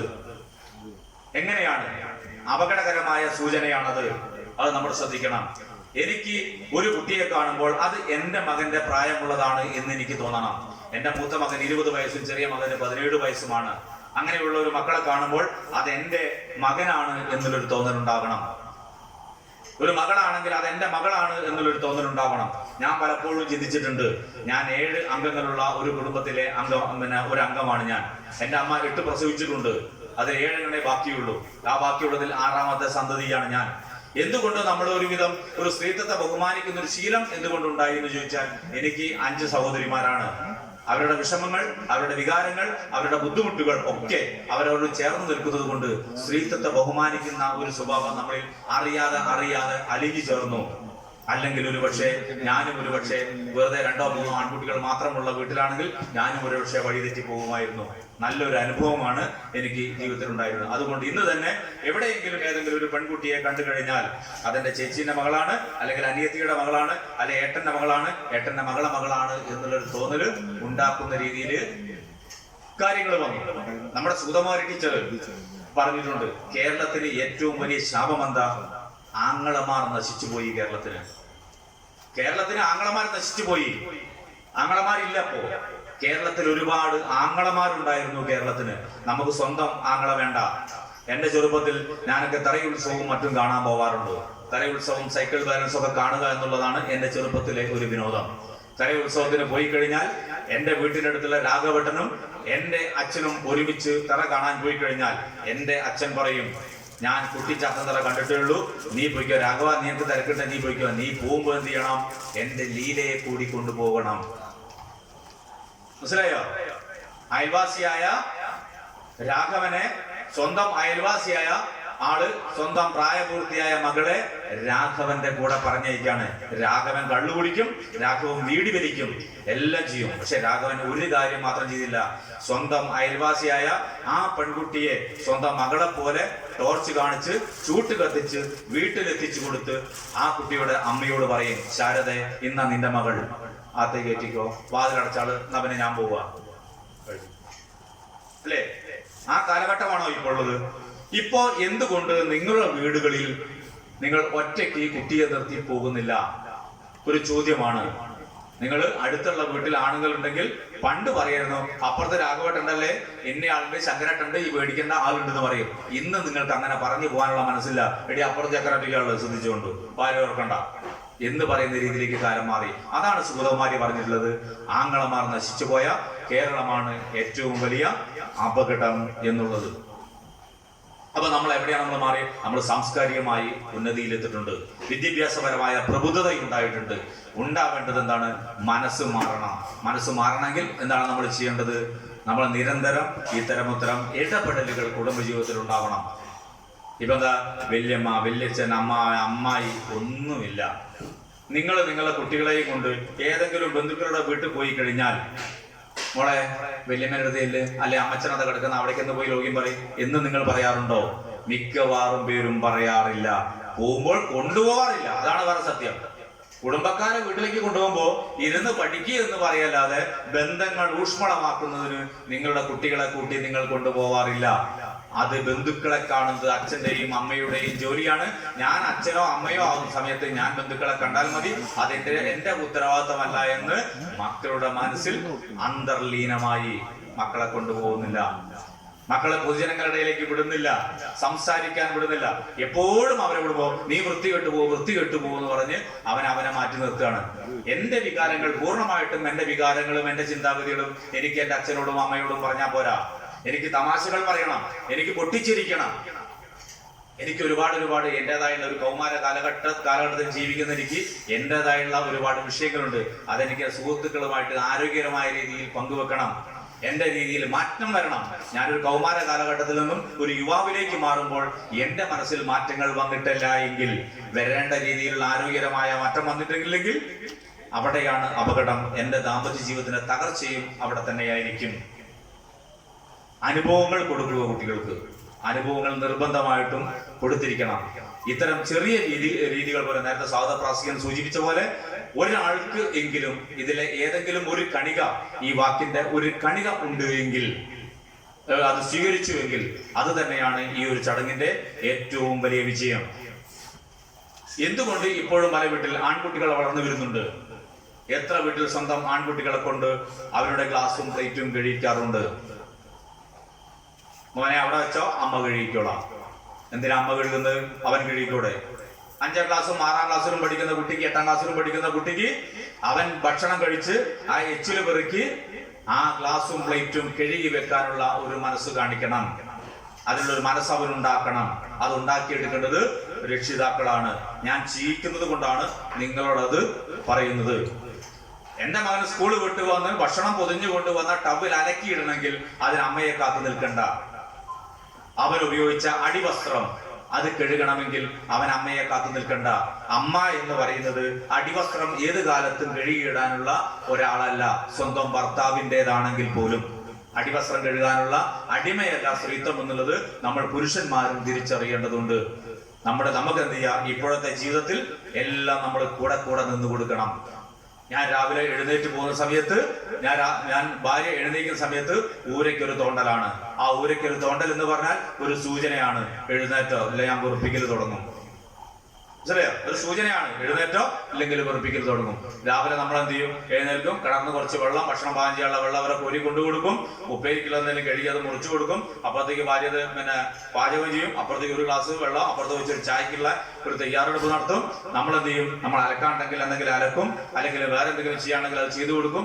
അങ്ങനെ ഭാര്യയും ഭർത്താവും ജോലിക്ക് പോകുന്നവരാണ് എങ്കിൽ എല്ലാം സ്ത്രീകളുടെ തലയിലിട്ടുകൊണ്ട് കോലായിരിക്കുന്ന ഒരു ഗ്ലാസ് ചായ കൊണ്ടുപോവാ എന്ന് പറഞ്ഞിട്ട് പത്രം എടുത്ത് നമ്മൾ വായിച്ചാൽ പോരാ.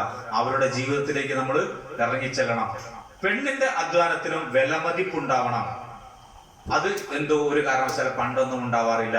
എന്റെ അച്ഛന്റെയും അമ്മയുടെ ഒക്കെ ചെറുപ്പകാലത്ത് എന്റെ ജീവിതത്തിലൊക്കെ ഞാൻ എന്റെയും അച്ഛന്റെയും അമ്മയുടെയും ജീവിതമൊക്കെ വിലയിരുത്തി നോക്കുന്ന സമയത്ത്, ഇപ്പോഴത്തെ കാലഘട്ടമായിട്ട് കമ്പയർ ചെയ്യുന്ന സമയത്ത് ഒരു 150 ഡൈവോഴ്സ് തന്നെയെങ്കിലും നടക്കേണ്ട സമയം എന്റെ അച്ഛന്റെയും അമ്മയുടെയും ജീവിതത്തിൽ അക്കാലഘട്ടത്തിൽ ആളുകളുടെ ഇടയിൽ ഉണ്ടായിരുന്നു.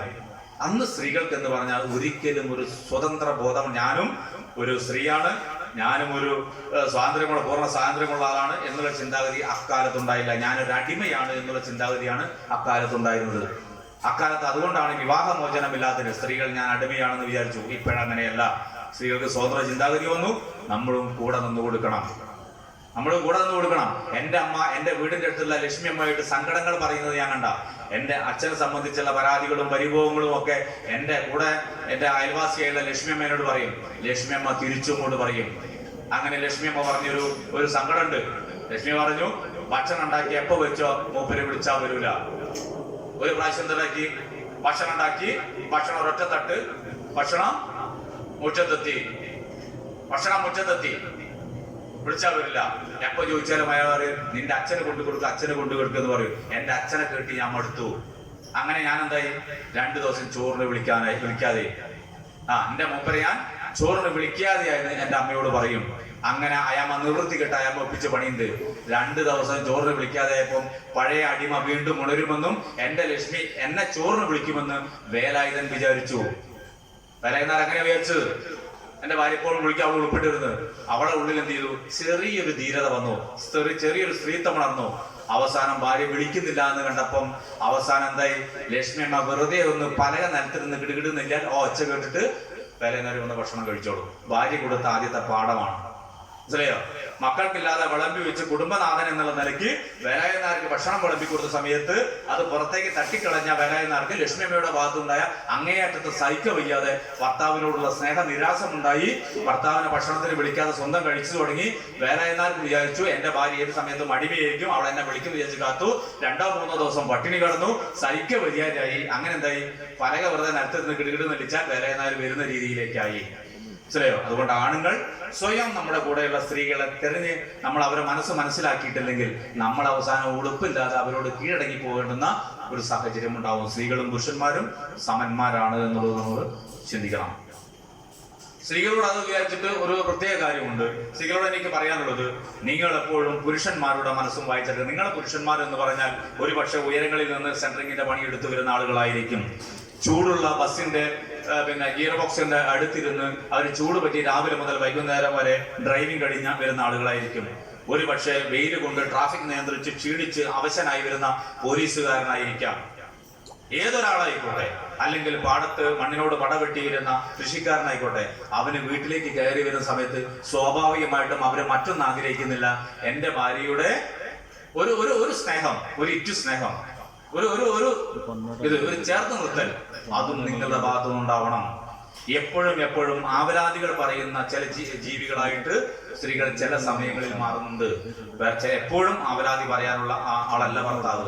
പിന്നെ ഭർത്താവിന് സ്നേഹം വേണ്ട എന്നാണ് സമൂഹത്തിൽ ഇപ്പോഴും സ്ത്രീകൾ തിരിച്ചറിയുന്നത്. ഭർത്താവ് എന്ന് പറയുന്നത് എന്തോ ഒരു കോൺക്രീറ്റ് കൊണ്ടുള്ള സാധനമാണ്. സ്നേഹം എന്നുള്ളത് വെറും ഭാര്യയ്ക്കാണ് വേണ്ടത്, ഭർത്താവിന് സ്നേഹം വേണ്ടാവുന്നുള്ള തെറ്റിദ്ധാരണ ഒരുപാടുണ്ട്. ഭർത്താവ് എന്ന് പറഞ്ഞാൽ കൊമ്പം വീശുന്ന ലൈറ്റും വെയിറ്റും ഒക്കെ ഉണ്ടാകാൻ നിൽക്കും. പക്ഷെ അവർ പാവങ്ങളാണ്. അവരെ കയ്യിലെടുക്കാൻ ചുരുങ്ങിയ ചില തന്ത്രങ്ങൾ മാത്രം പുരുഷൻ ഉപയോഗിച്ചാൽ മതി. തീർച്ചയായിട്ടും എന്ത് ചെയ്യും, പുരുഷനോട് നിങ്ങൾ ഉപയോഗിക്കുക, അവർ നിങ്ങളെ കൂടെ നിൽക്കും. പുരുഷനെ ചേർത്ത് നിർത്താൻ 1-2 മിടുക്ക് പണികൾ മാത്രം നിങ്ങളുടെ അടുത്ത് ഉണ്ടായാൽ മതി. നല്ല വാക്ക്, നല്ലൊരു ചേർത്ത് നിർത്തൽ, ഭർത്താവിനെ അംഗീകരിക്കൽ, അതുണ്ടെങ്കിൽ ഭർത്താവ് നിങ്ങളെ ചേർത്ത് നിർത്തും. ഭാര്യയെ ചേർത്ത് നിർത്താൻ ഭർത്താവും ചെയ്യേണ്ട സൂത്രപ്പണികളുണ്ട്. എന്തെങ്കിലും ഒരു ചായ എന്തെങ്കിലും കൊണ്ടു തന്നാൽ ഉള്ളതിനൊക്കെ കുറ്റം പറയുന്ന ഒരു സമീപനം ഉണ്ടാവരുത്. ഒരു ചായ ഉണ്ടായിക്കൊണ്ടു തന്നാൽ ഇന്നത്തെ ചായ ഉഷാറായിണ്ടല്ലോ എന്ന് പറയുന്ന ഒരു രീതിയിൽ ഉണ്ടാവണം. ഒരു ചേർത്ത് നിർത്തൽ, ഒരു തലോടൽ എപ്പോഴും ഭാര്യയോട് ഉണ്ടാവണം. ആ തലോടലും ചേർത്ത് നിർത്തലും പരസ്പരം ഇല്ലാത്തതിന്റെ ആത്യന്തിക ഫലമാണ് ഇന്നത്തെ ജീവിതത്തിൽ കാണുന്ന തകരാറ് എന്നാണ് എനിക്ക് പറയാനുള്ളത്. അല്ലാതെ ഒരിക്കലും പണത്തിന്റെ കുറവോ വീടിന്റെ കുറവോ ഒന്നും തന്നെയല്ല. നിങ്ങൾ ആലോചിച്ച് നോക്കുക, സേലത്ത് നിന്ന് വരുന്ന അണ്ണന്മാർ അമ്മി കൊത്തി പീടികയുടെ കടയിലെ എവിടെയെങ്കിലും കൂടും. അവരിഷ്ടം പോലെ കള്ളു കുടിക്കും, കൂത്താടും. പക്ഷെ അവരുടെ മനസ്സിലെന്തില്ല, ഒരു വിങ്ങലില്ല. അവർക്ക് കൂടുതൽ മോഹങ്ങളില്ല, കൂടുതൽ സങ്കല്പങ്ങളില്ല, ഒന്നുമില്ല. അവര് ഫുൾ ഹാപ്പിയാണ്. എന്റെ നാട്ടിൽ ഒരു ഓമരാളും വളഞ്ചി മൂപ്പരും ഉണ്ടായിരുന്നു. ഞാൻ എന്റെ ജീവിതത്തിൽ കണ്ട ഏറ്റവും വലിയ മാതൃകാ ദമ്പതികളാണ് വളഞ്ചി മൂപ്പരും ഓമരാളും. അവരൊരുമിച്ച് രാവിലെ തന്നെ വയലിൽ പണിക്ക് പോകും, കൊയ്യാനും മെതിക്കാനും ഒക്കെ പോകും. ഒരുമിച്ച് അവർ രണ്ടുപേരും നാടൻ ചാരായം കുടിക്കും. രണ്ടുപേരും ഒരുമിച്ച് മീൻ വാങ്ങി വന്ന് വീട്ടിൽ വന്ന് ഒരാള് അരി അടുപ്പത്ത് വരുമ്പോൾ വളഞ്ചി മൂപ്പര് മീൻ നന്നാക്കും, 2 ആളും അടുപ്പത്ത് വരും, 2 ആളും തെറി വിളിക്കും, 2 ആളും തന്തയ്ക്ക് വിളിക്കും. ഒരു കുഴപ്പമില്ല. പിറ്റേന്ന് രാവിലെ വീണ്ടും പണിക്ക് പോകും. ഞാൻ ഏറ്റവും കണ്ട മാതൃകാ ദമ്പതികൾ ആരും എന്ന് ചോദിച്ചാൽ എനിക്ക് എപ്പോഴും പറയാനുള്ളത് എന്റെ മനസ്സിലുള്ള വളഞ്ചിപ്പരും ഓമരാളമ്മയാണ്. മനസ്സിലായോ? അപ്പൊ നമ്മൾ എന്ത് ചെയ്യണം, വളഞ്ചിയും ഓമരാളുമാവാൻ നമ്മൾ പഠിക്കുക. അത്തരം കാര്യങ്ങളാണ് എനിക്ക് പറയാനുള്ളത്. അതുപോലെ ആൺകുട്ടികളെ അപകടകരമായ ഒരു ദിശയിലേക്കാണ് ആൺകുട്ടികൾ പോകുന്നത്. ഞാൻ നേരത്തെ പറഞ്ഞു, ശാരീരികമായ ദുരുപയോഗം മാത്രമല്ല, കഞ്ചാവും ബ്രൗൺ ഷുഗറും ഉൾപ്പെടെയുള്ള സാധനങ്ങൾ ഇപ്പൊ പുറത്ത് ലഭ്യമാണ്. അത് നിങ്ങൾ ശ്രദ്ധിക്കുക.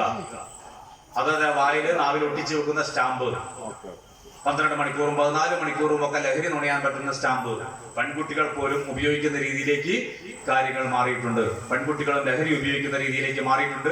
ആൺകുട്ടികളെ പ്രത്യേകം ഈ കാര്യത്തിൽ രക്ഷിതാക്കൾ ശ്രദ്ധിക്കണം. രക്ഷിതാക്കൾ എന്ത് ചെയ്യണം, രക്ഷിതാക്കൾ മദ്യം കഴിക്കുന്നവരാവരുത്. അതാണ് ഏറ്റവും ശ്രദ്ധിക്കേണ്ടത്. രക്ഷിതാക്കൾ മദ്യം കഴിക്കുന്നവരാവരുത്. എന്റെ അച്ഛൻ മദ്യപിക്കുന്ന ആളായിരുന്നു.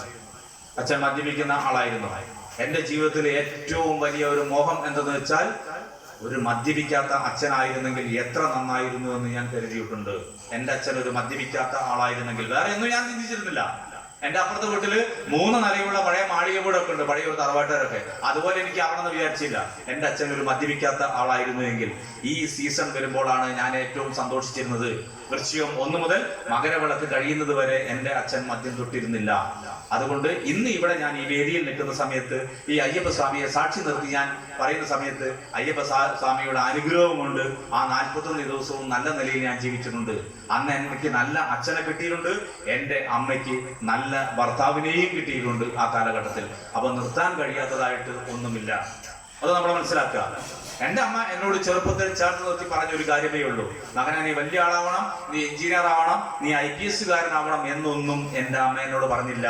എൻ്റെ അമ്മ എന്നോട് ചൂണ്ടിക്കാണിച്ചത്, മോനെ അച്ഛൻ സമൂഹത്തിൽ നല്ല ആളാണ്, സമൂഹത്തിൽ നല്ല ആളാണ്, എല്ലാവർക്കും വലിയ അംഗീകാരമുള്ള ആളാണ്, കുടുംബത്തിൽ നല്ല ആളാണ്. പക്ഷെ നമുക്ക് എന്തല്ല നല്ല ആളല്ലാതാവാൻ ഒരു കാരണം അച്ഛന്റെ മദ്യത്തിന്റെ ഉപയോഗമാണ്. എൻ്റെ മകൻ ഒരു കാരണവശാലും കള്ളു കുടിക്കരുത് എന്ന് അമ്മ എന്നോട് പറഞ്ഞത്. കാരണം ഞങ്ങൾ 2 ആൺകുട്ടികളുള്ളത്, ഏറ്റവും മൂത്തതാണ്, പിന്നെ ചെറുത്. അപ്പൊ എന്നോടല്ലേ സോമനോട് കൂടി അമ്മ പറഞ്ഞ് മനസ്സിലാക്കാണ് അത് കുടിക്കരുത് എന്ന്. എൻ്റെ അമ്മ തന്ന ഉപദേശം ഞാൻ ഇന്ന് വരെ ഒഴിവാക്കിയിട്ടില്ല. അയ്യപ്പസ്വാമിയെ സാക്ഷി നിർത്തിയാണ് പറഞ്ഞത്, അമ്മയാണ് സത്യം. ഇനി ജീവിതത്തിൽ ഒരിക്കൽ എങ്കിലും ഞാൻ മദ്യം ഉപയോഗിക്കുകയോ ബീഡി വലിക്കുകയോ മറ്റു പുകയില ഉൽപ്പന്നങ്ങൾ ഉപയോഗിക്കുകയോ ചെയ്യുകയില്ല. എനിക്ക് പോലീസുകാരനായതിനു ശേഷം എനിക്കുണ്ടായ ബോധോദയമല്ല, ചെറുപ്പത്തിൽ എന്നെ ചേർത്ത് നിർത്തി എൻ്റെ അമ്മ പറഞ്ഞു തന്ന ഏറ്റവും വലിയ ഉപദേശം. ആ ഉപദേശത്തിന്റെ വില ഞാൻ എപ്പോഴാണ് കാണുന്നത് അറിയോ?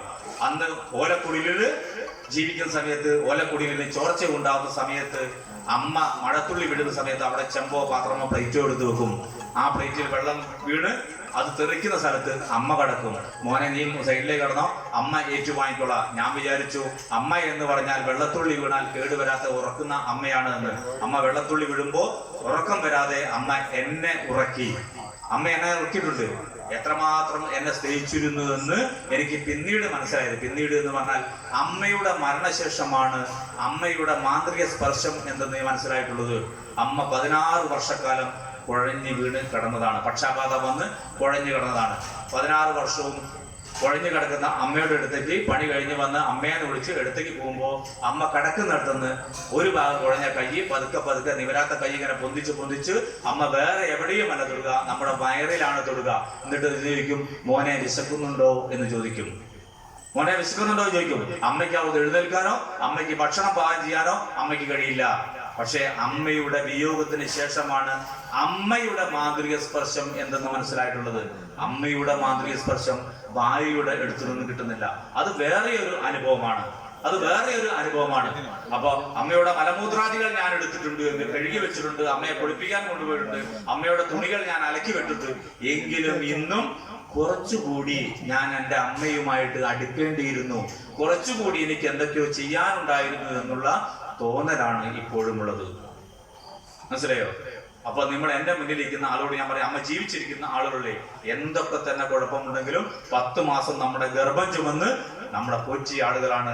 ആ വയറിനെ നമ്മൾ മറക്കരുത്, ആ രൂപത്തെ നമ്മൾ ഒരു കാരണവശാലും മറക്കരുത്. ഞാൻ എന്നെ പറഞ്ഞു, എൻ്റെ അച്ഛൻ സമൂഹത്തിൽ നല്ല പേര് കേട്ട ആളാണ് എങ്കിലും എൻ്റെ വീട്ടിൽ ഏറ്റവും വലിയ ദുരിതം എന്ന് പറയുന്ന അച്ഛന്റെ മദ്യപാനമായിരുന്നു. എങ്കിലും അച്ഛന്റെ വാക്കും അച്ഛന്റെ താക്കീതും അച്ഛന്റെ നിർദ്ദേശങ്ങളും എൻ്റെ മരണം വരെ എൻ്റെ കൂടെ വേണമെന്ന് എനിക്ക് ഇപ്പോഴാണ് തോന്നുന്നത്. അതിന് വലിയൊരു കരുത്തുണ്ട്.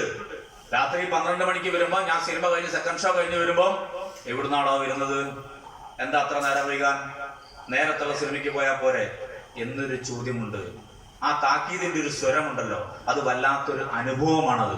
അവർക്ക് വേറെയുള്ള കുഴപ്പങ്ങളൊക്കെ ഉണ്ടാവാം, അത് അനുഭവിച്ചറിയേണ്ടതാണ്. അപ്പൊ ഞാൻ ആലോചിക്കുന്നു, 1000 ജന്മങ്ങളിൽ ഒന്നാണ് നരജന്മം. ആ നരജന്മത്തിൽ എനിക്ക് കിട്ടിയ അമ്മയെ എവിടെയെങ്കിലും എനിക്ക് പരിചരിക്കാൻ എവിടെയെങ്കിലും വീഴ്ച വന്നുവെങ്കിൽ അതെന്റെ തെറ്റാണ്. അച്ഛന്റെ വില ഏതോ സമയത്ത് ഞാൻ അറിയാതെ പോയെങ്കിൽ അതൊരു വീഴ്ചയാണ് എന്റേത്.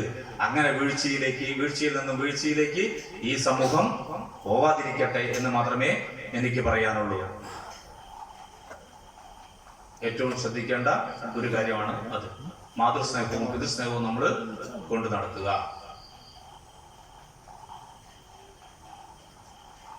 വലിയൊരു അനുഭവം. കഷ്ടപ്പാടിന്റെയും ബുദ്ധിമുട്ടുകളുടെയും ഇടയിൽ കടന്നു വരുന്ന സമയത്ത് അവർക്ക് അത് മാത്രമേ ഉള്ളൂ. എൻ്റെ മകൻ എന്ന് പറയുമ്പോൾ വല്ലാത്തൊരു അഭിമാന ബോധമാണ് അവർക്കുണ്ടാവുക.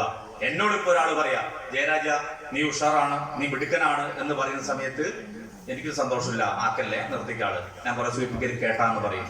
പക്ഷെ എൻ്റെ മകനെ പറ്റി ഒരാൾ പറയാം, ഉഷാറട്ടോ, അവൻ ഉഷാറട്ടോ, അവനെ കണ്ടിട്ട് നല്ല പെരുമാറ്റ, ആളുകൾക്ക് ഭയങ്കര ഇഷ്ടം. നല്ല സംസാരം എന്ന് പറയുമ്പോൾ അത് മനസ്സിന് വല്ലാത്തൊരു അഭിമാനബോധം കൊണ്ട് പുളകിതനാവും മക്കളെ പറ്റി പറയുന്ന സമയത്ത്. എനിക്ക് എൻ്റെ മുന്നിലിരിക്കുന്ന കൊച്ചു കുട്ടികളോട് പറയാനുള്ളത്, നിങ്ങൾ അഭിമാനം കൊണ്ട് പുളകിതരാവണം എന്ന് മാത്രമേ പറയാനുള്ളൂ. എൻ്റെ മുന്നിലിരിക്കുന്ന പെൺകുട്ടികളോട് നിങ്ങൾ പറയാനുള്ളത്, നിങ്ങളുടെ ഇടയിൽ ആൺകുട്ടികൾ വന്ന് പല നല്ല രീതിയിലുള്ള സൗഹൃദമാവാം, ആരോഗ്യകരമായ നിങ്ങളുടെ സൗഹൃദമാവാം. നിങ്ങൾ നല്ല സൗഹൃദം വേണം, നിങ്ങൾ അവരോട് സംസാരിക്കണം. നിങ്ങൾ ആൺകുട്ടികളായാലും നിങ്ങളോട് സംസാരിക്കണം, ആൺകുട്ടികളും പെൺകുട്ടികളും സംസാരിക്കണം. കൊടുക്കൽ വാങ്ങലുകൾ വേണം, എല്ലാം വേണം. ഒരുമിച്ച് യാത്ര ചെയ്യുക, ഒക്കെ ചെയ്യുക. പക്ഷേ ഒരു സുരക്ഷിതത്വ ബോധം നിങ്ങൾക്കുണ്ടാവണം. ഒരു പ്രതിരോധം എപ്പോഴും തീർത്ത് അരുത് എന്ന് നിങ്ങളെ നേരെ കൈ വരുന്ന സമയത്ത് അരുത് എന്ന് പറയാനുള്ള ഒരു കരുത്ത് നിങ്ങൾക്കുണ്ടാവണം. അതുപോലെ ആൺകുട്ടികളോട് പറയാനുള്ളത്, മദ്യവും മയക്കുമരുന്നും നിങ്ങളുടെ പിറകെയുണ്ട്. അത് നിങ്ങൾ വളരെ കരുതലോടുകൂടി കാണുക. അതിൽ നിങ്ങൾ ആൺകുട്ടികൾ ഒരു കാരണവശാലും വീണു പോവാൻ പാടില്ല. അത് നിങ്ങൾ ശ്രദ്ധിക്കണം. ഒരിക്കലും ഏറ്റവും വലിയ കഞ്ചാവ് വിൽപ്പനക്കാരൻ, ഇന്ത്യയിലെ ടണ്ണ് കണക്കിന് കഞ്ചാവ് കൊണ്ടുവന്ന് വിൽപ്പന നടത്തുന്ന ആൾ, അയാളെ മകനോട് പറയുകയില്ല, മകനെ ഈ കഞ്ചാവ് ക്വാളിറ്റി സാധനമാണ്, ആന്ധ്രയിൽ നിന്നും കൊണ്ടുവന്നതാണ്, ഒന്ന് വലിച്ചു നോക്കൂ എന്ന് പറയില്ല. കാരണം അയാൾക്കറിയാം ഇത് കേടുള്ളതാണ് എന്നറിയാം. വലിയ ഡിസ്റ്റിലറി കള്ള് വാറ്റുന്ന ആൾ, കള്ള് മുതലാളിമാർ ഒരിക്കലും അതിൽ നിന്ന് എടുത്തിട്ട്, മോനെ ഇതൊന്ന് സാമ്പിൾ നോക്ക്, ഇത് അച്ഛൻ ഉണ്ടാക്കിയ സ്പെഷ്യൽ സാധനം എന്ന് പറഞ്ഞ മകന് കൊടുക്കൂല. കാരണം അച്ഛൻ അറിയാം ഇത് ഞാൻ പൊടി കലക്കി ഉണ്ടാക്കിയ സ്പിരിറ്റ് ആണ് എന്ന് പറയാം. ആ മകന് കൊടുക്കൂല. ആ മകനുള്ളത് അണ്ടിപ്പരിപ്പ്, മുന്തിരി, ഫ്രൂട്ട്സ്, പാല്, കഞ്ഞി, മറിച്ചത് ഒക്കെ നെയ്യിട്ട കഞ്ഞിയൊക്കെ നല്ല രീതിയിൽ കൊടുക്കും. നിങ്ങൾക്കറിയോ, സ്വർണം പൂശിയ കക്കൂസ് ഉള്ളത് ഒരാളുടെ വീട്ടിൽ മാത്രമാണുള്ളത്. എവിടെയാണുള്ളതോ? ഹാൻസ് ഉൽപ്പാദിപ്പിക്കുന്ന മുതലാളിയുടെ വീട്. കക്കൂസിന്റെ ക്ലോസറ്റ് പോലും ഹാൻസ് ആണ്. അത് അയാളുടെ മുതലല്ല. ഒരുപാട് കുടുംബത്തിന്റെ കണ്ണീര് കുടിച്ച പണമാണ് അയാൾ സൂഹിക്കുന്നത്, അയാളും അയാളുടെ മക്കളും സൂഹിക്കുന്നത്. എത്രയൊക്കെ സൂഹിച്ചാലും സമൂഹത്തിന്റെ ഒരുപാട് തലമുറകളുടെ ശാപം അവർക്കുണ്ടാകുന്നു എന്നുള്ള കാര്യത്തിൽ സംശയമില്ല. നമ്മുടെ കല്യാണ വീടുകളിലൊക്കെ, കല്യാണ വീടുകളിൽ വിരുന്നിനൊക്കെ ഭയങ്കര ചെലവാ. എന്റെ കല്യാണം കഴിഞ്ഞു എനിക്ക് പന്തല് അന്ന് പന്തൽ ഇങ്ങനെ ഓർഡർ കൊടുക്കുന്നല്ല. അന്ന് ഓരോരുത്തർ വരിക, കവുങ്ങ് കൊണ്ടുവരിക, മട്ടല് കൊണ്ടുവരിക, ഓല കൊണ്ടുവരൊക്കെയാണ്. പന്തല് കെട്ടി രാത്രി കഴിഞ്ഞു. എല്ലാവരും പറഞ്ഞു, എന്നാ പിന്നെ പോട്ടെ. ഞാൻ പറഞ്ഞു, പോവാ, ഭക്ഷണം കഴിച്ചു പോവാ. എന്റെ ഭക്ഷണം ആർക്ക് വേണം? എന്റെ ഭക്ഷണം ആർക്ക് വേണം? പിന്നെന്താ വേണ്ട? സാധനം ഉണ്ടോ ചോദിച്ചു. സാധനം ഉണ്ടോ ചോദിക്കുന്ന സമയത്ത് ഞാനിത് ഉപയോഗിക്കാറില്ല, ഞാനിട്ട് കൊടുക്കുകയുമില്ല, ഞാനിട്ട് പൈസയും തരില്ല എന്ന് പറയുമ്പോൾ വല്ലാത്തൊരു വിയോജിപ്പാണ് എനിക്കുണ്ടായത്. അവര് സങ്കടത്തോടു കൂടി എന്റെ വീട്ടിൽ നിന്നും ഇറങ്ങിപ്പോയ സമയത്ത് വല്ലാത്തൊരു വിങ്ങലാണ് ഉണ്ടായത്. എന്തു ചെയ്താലും അതിന്റെ പ്രതിഫലമായി മദ്യം ചോദിക്കുന്ന ഒരു സംസ്കാരത്തിലേക്ക് നമ്മുടെ തലമുറ മാറിക്കഴിഞ്ഞു. ഈ പരിസര പ്രദേശത്ത് എൻ്റെ ഒരു ബന്ധുവുണ്ട്. അയാളുടെ 2 മക്കളും കള്ളു കുടിച്ച് പൂസായി നടക്കുന്ന ആളാണ്. അതിന് കാരണം എന്താ? അച്ഛൻ ആദ്യം തന്നെ മദ്യം ഒഴിക്കുന്ന സമയത്ത് സ്കൂളിൽ പഠിക്കുന്ന കുട്ടികൾക്ക് മദ്യം ഒഴിച്ചു കൊടുക്കുന്ന, വെറുതെ ഒരു തുള്ളി ഒഴിച്ചു കൊടുക്കുന്ന ഒരു ശീലമാക്കി. മക്കൾക്ക് ചെറുപ്പം മുതൽ ലഹരിയായി അവർ ആ മദ്യം ഉപയോഗിക്കുവാൻ തുടങ്ങി. അവരൊക്കെ നല്ല മുഴുകുടിയന്മാരാണ്. ആ കുടുംബമൊക്കെ പൊട്ടിപ്പൊളിഞ്ഞ് നാരായണക്കല്ല് പറിച്ചിട്ട് നിൽക്കാണ്. ഇപ്പൊ നമ്മളെ കണ്ടാൽ ചോദിക്കും, അതെങ്ങനെയെങ്കിലും ഒന്ന് പറഞ്ഞ് നേരെയാക്കാൻ പറ്റുമോ? നേരെയാക്കുവാൻ പറ്റൂല. ആ രീതിയിലാണ് ആ കുട്ടികൾ വളർന്നിട്ടുള്ളത്. അപ്പൊ കൂടുതലൊന്നും തന്നെ നിങ്ങൾ വിചാരിക്കാൻ എപ്പോഴും ഈ പോലീസുകാരെ വന്നിട്ട് ഇയാൾ മാത്രം വലിയൊരു മാതൃക ആണ് എന്ന് കരുതും. ഞാൻ മാതൃകയല്ല. ജീവിതത്തിൽ ചെറുപ്പം മുതൽ നമ്മുടെ ജീവിത ശൈലിയുടെ ഭാഗമായിട്ട് നമുക്കുണ്ടാക്കിയ ഒരു അനുഭവമാണ് അത്. ചെറുപ്പം മുതലൊക്കെ നമ്മളറിയാം, 8ാം ക്ലാസ്സിൽ പഠിക്കുന്ന സമയത്തൊക്കെ നമ്മൾ സ്കൂൾ കൂട്ടിയാൽ എന്ത് ചെയ്യും? നമ്മൾ എവിടെയെങ്കിലും ചെറിയ പണികൾക്കൊക്കെ പോകും. ആ കാലഘട്ടത്തിലുണ്ടായിരുന്നു. എന്തിനാ നമ്മൾ പണിക്ക് പോകുന്നത്? 9ാം ക്ലാസ്സിൽ എത്തുന്ന സമയത്ത് പുസ്തകം വാങ്ങണം. 9ാം ക്ലാസ്സിൽ സ്കൂൾ കൂട്ടുന്ന സമയത്ത് അന്നത്തെ തലമുറയിലുള്ള ഒരുവിധം കുട്ടികളൊക്കെ എന്തെങ്കിലും ചെറിയ പണികൾക്ക് പോകും. ഒരു ദിവസം 3, 4, 2 ഒക്കെ രൂപയേ ഉണ്ടാവുള്ളൂ വരുമാനം. അങ്ങനെ 2 മാസത്തെ സ്കൂൾ കുട്ടി തുറക്കുന്ന സമയം എവിടെയാണോ നമ്മൾ പണിക്ക് പോകുന്നത് അവിടെ സ്വരൂപിച്ചു വെച്ചിട്ട് 100, 150 രൂപ വരുമ്പോൾ നമ്മൾ അഭിമാനത്തോടു കൂടി നമ്മൾ എന്ത് ചെയ്യും? നമ്മൾ പുസ്തകം വാങ്ങാൻ വേണ്ടി പോകും. എനിക്ക് ജീവിതത്തിൽ ഏറ്റവും വലിയ സന്തോഷമുണ്ടായതെന്ന് വെച്ചാൽ ഞാൻ പോലീസുകാരനായപ്പോ അല്ല. എനിക്ക് ഏറ്റവും വലിയ സന്തോഷമുണ്ടായത് ഞാൻ ഒരു മണിമാളിക ഉണ്ടാക്കിയപ്പോഴല്ല. എനിക്ക് ഏറ്റവും വലിയ സന്തോഷമുണ്ടായത് ഞാനൊരു കാറ് വാങ്ങിയപ്പോഴല്ല. എനിക്ക് ഏറ്റവും വലിയ സന്തോഷമുണ്ടായത് അച്ഛന്റെ അധ്വാന ശേഷി കുറഞ്ഞ സമയത്ത്, വീട്ടിൽ കഷ്ടപ്പാടും ബുദ്ധിമുട്ടുകളും വന്ന സമയത്ത് വീടിന്റെ ചുമതല ഏറ്റെടുത്ത് കൂലിപ്പണിക്ക് പോയി അരിയും ആട്ടയും പഞ്ചസാരയും ചായപ്പൊടിയുമായി വന്ന് അമ്മയുടെ കയ്യിലേക്ക് നീട്ടിക്കൊടുത്ത സമയത്ത് അമ്മ ഒട്ടു സങ്കടത്തോടും എന്നാൽ അങ്ങേയറ്റത്തെ അഭിമാനത്തോടു കൂടി വാങ്ങി വെച്ച ആ നിമിഷമുണ്ടല്ലോ, അതാണ് ഏറ്റവും വലിയ. എൻ്റെ മകനും അധ്വാനിച്ചു കൊണ്ടുവരാനായി എന്നുള്ള ഒരു അമ്മയുടെ ചിന്ത. അന്നാണ് ഏറ്റവും വലിയ സന്തോഷമുണ്ടായത്. ഞാനൊക്കെ 10-17 വയസ്സ് മുതൽ 25-ാം വയസ്സിൽ ജോലിക്ക് കയറുന്നത് വരെ പഠനത്തോടൊപ്പം തൊഴിലും കൂലിപ്പണിയും കൊണ്ടുപോയ ആളാണ്. അങ്ങനെ ഒരു അനുഭവം ഉള്ളത് കൊണ്ടാണ് നമ്മുടെ സമൂഹത്തിന്റെ ചിത്രം ശരിക്ക് മനസ്സിലായിട്ടുള്ളത്. ഇപ്പം ഭക്തിയോടൊപ്പം തന്നെ നിങ്ങൾ എന്ത് ചെയ്യണം? ഭക്തിയോടൊപ്പം ശബരിമല പോയി വന്ന് കെട്ട് വലിച്ചെറിഞ്ഞിട്ട് ചാരായം കുടിക്കാൻ പോകുന്ന ആളുണ്ട്. കെട്ട് വലിച്ചെറിഞ്ഞ് എന്തിനായിരുന്നു ഈ ഭക്തി? ഇത് നാടകമായിരുന്നോ നാട്യമായിരുന്നോ എന്നുള്ളത് നമ്മൾ ചിന്തിക്കണം. നമ്മൾ മനസ്സിലർപ്പിച്ച് ശബരിമല ധർമ്മശാസ്താവിനെ വിളിക്കുകയാണ് എങ്കിൽ ആ ജീവിതത്തിൽ ഉടനീളം പാലിക്കുവാൻ നമ്മൾ തയ്യാറാവണം. അതാണ് തയ്യാറാവേണ്ടത്. ജീവിതത്തിലുടനീളം നമ്മൾ ഈ ഒരു ഭക്തി നമ്മൾ സൂക്ഷിക്കുക. ഈ ഭക്തി എന്ന് പറഞ്ഞാൽ നമ്മൾ കഷ്ടപ്പെടുമ്പോൾ ദൈവത്തോട് ഒന്ന് പ്രാർത്ഥിച്ചിട്ട് കാര്യമില്ല, മുറിവ് പറ്റുമ്പോൾ പെട്ടെന്ന് മാറണമെന്ന് പറഞ്ഞിട്ട് കാര്യമില്ല. പ്രാർത്ഥിക്കുന്ന സമയത്ത് എല്ലാവരോടും നല്ല രീതിയിൽ പെരുമാറുവാനും എല്ലാവരോടും ബഹുമാനം കാണിക്കാനും ഗുരുജനങ്ങളോട് നല്ല രീതിയിൽ പെരുമാറാവാനും എനിക്ക് കഴിയണേ എന്നുള്ളൊരു പ്രാർത്ഥന നിങ്ങൾക്കുണ്ടാവണം. പിന്നെ അപകടകരമായ മറ്റൊരു തലത്തിലേക്ക് വരുന്ന എന്താ? മൊബൈൽ ഫോണിന്റെ ഉപയോഗം. ഞാൻ നേരത്തെ പറഞ്ഞു, മൊബൈൽ ഫോണിന്റെ ഉപയോഗം. നിങ്ങൾ എന്റെ മുന്നിലുള്ള എത്ര അച്ഛന്മാരും എത്ര അമ്മമാരും എത്ര കുട്ടികളും നിങ്ങളുടെ അൺലോക്ക് പാറ്റേൺ വീട്ടിലുള്ള മറ്റുള്ളവർക്ക് അറിയാം. എത്ര ആൾക്ക് സ്വന്തം ഫോണുകൾ ഓപ്പൺ ആയുള്ള ഒരു സ്ഥലത്ത് സ്വതന്ത്രമായിട്ട് വെക്കാൻ ധൈര്യമുണ്ട് എന്നുള്ളത് നിങ്ങൾ പറയുക. നിങ്ങളുടെ ഫോണിന്റെ അൺലോക്ക് പാറ്റേൺ നിങ്ങളുടെ കുട്ടികൾ അറിഞ്ഞിട്ടില്ല എങ്കിൽ നിങ്ങളുടെ കുട്ടികൾക്ക് വേറെ ലോക്കിട്ട് അവർ കൂട്ടും, കുട്ടികൾ അവരുടെ ഫോൺ വേറെ ലോക്കിട്ട് കൂട്ടും. നിങ്ങളുടെ സ്വകാര്യതകൾ സൂക്ഷിക്കുന്നുണ്ട് എന്ന് നിങ്ങളുടെ ഭാവത്തിൽ നിന്ന് നിങ്ങളുടെ കുട്ടികൾ മനസ്സിലാക്കും. എന്റെ അച്ഛന്റെ മൊബൈലിൽ എന്തൊക്കെയോ ഉണ്ട്, അച്ഛൻ അത് സ്വന്തം പോക്കറ്റിലിട്ട് കൊണ്ടു നടക്കുന്നത്, കുളിക്കുമ്പോൾ പോലും അച്ഛൻ ആർത്ത് വെച്ച് പൂട്ടിട്ടാണ് പോകുന്നത് എന്ന് കുട്ടികൾ കാണുകയാണെങ്കിൽ ആ കുട്ടികൾ വഴി തെറ്റിപ്പോകും. അമ്മമാർ അങ്ങനെ മൊബൈൽ ഫോൺ സ്വന്തം കൊണ്ടുവച്ച് അടുക്കളേന്റെ തിന്നേന്റെ മുകളിൽ അപ്പുറത്തേക്ക് പാത്രം കഴുകുന്നതിന്റെ അടുത്തേക്ക് കൊണ്ടുവെക്കുകയാണെങ്കിൽ അത് നിർത്തും. വൈകുന്നേരം മോള് ഇപ്പുറത്തിരിക്കുമ്പോഴേക്കും അമ്മ പറയാ വിലയേട്ടം വരാനായിട്ടോ ഞാൻ നിർത്തണേ എന്ന് പറയുന്നത് കേട്ടാൽ മകള് മനസ്സിലാക്കുന്നത് അമ്മയ്ക്കും എന്തോ തരികിടയുണ്ട് എന്ന് മനസ്സിലാക്കും. ഇത് കേട്ട മക്കളും തരികിടേന്റെ ലോകത്തിലേക്ക് പോയി കഴിഞ്ഞാൽ യാതൊരു കുറ്റവും നമുക്ക് പറയാൻ, ആ കുറ്റം മുഴുവൻ നമ്മുടെ തലയിലാണ് എന്നുള്ളത് നമ്മൾ തിരിച്ചറിയുക. പിന്നെ ഏറ്റവും കൂടുതൽ ബഹുമാനം ഇല്ലാതാക്കുന്ന ഒരു സാധനം കൂടിയാണ് മൊബൈൽ ഫോൺ. ഞാൻ കഴിഞ്ഞ ദിവസം സമീപ പ്രദേശത്തെ എൻ്റെ ഒരു ബന്ധുവിന്റെ വീട്ടിൽ പന്തീരങ്കാവ് ഭാഗത്തുള്ള ഒരു ബന്ധുവിന്റെ വീട്ടിൽ പോയ സമയത്ത് അച്ഛൻ വരാന്തയിൽ ഇരിക്കുന്നു, മകൻ ഫോൺ ചെയ്തുകൊണ്ട് നിൽക്കുന്നു. മകൻ ചെയ്തത് എന്താ? ഫോൺ വിളിച്ചുകൊണ്ട് വലത് കാൽ കൊണ്ട് കസേര നീക്കിട്ടി ഇരിക്കി ചേരാട്ടാന്ന് പറഞ്ഞു. ഞാൻ വെറുതെ പറയുന്നതല്ല, ഈ വിളക്കിനെ സാക്ഷി നിർത്തിയാണ് ഞാൻ പറയുന്നത്. ഈ ഇവിടെയുള്ള ഒരു 22 വയസ്സായ ഒരു കുട്ടി ആ വീട്ടിൽ നിന്ന് ചെയ്താണ്. അത് ശരിയാണോ എന്ന് നിങ്ങൾ ചിന്തിക്കുക. ഈ സംസ്കാരം എവിടുന്ന് വന്നു? ഞാൻ ഇരിക്കാത്തത് ആ അച്ഛൻ ശരിക്കും മനസ്സിലാക്കി. അച്ഛൻ എന്നോട് പറയുമ്പോ അകത്ത് സോഫയിലേക്ക് ഇരിക്കാന്ന് പറഞ്ഞു. അകത്തെ സോഫയിലേക്ക് കൂട്ടിക്കൊണ്ടുപോയി. അച്ഛൻ പറയേണ്ടത് ആ അവിടെ വെച്ചിട്ട് മകനെ താക്കീത് ചെയ്ത് നിർത്തേണ്ടിയിരുന്നു, അല്ലെങ്കിൽ ഒരടി അന്നേരം കൊടുക്കേണ്ടിയിരുന്നു.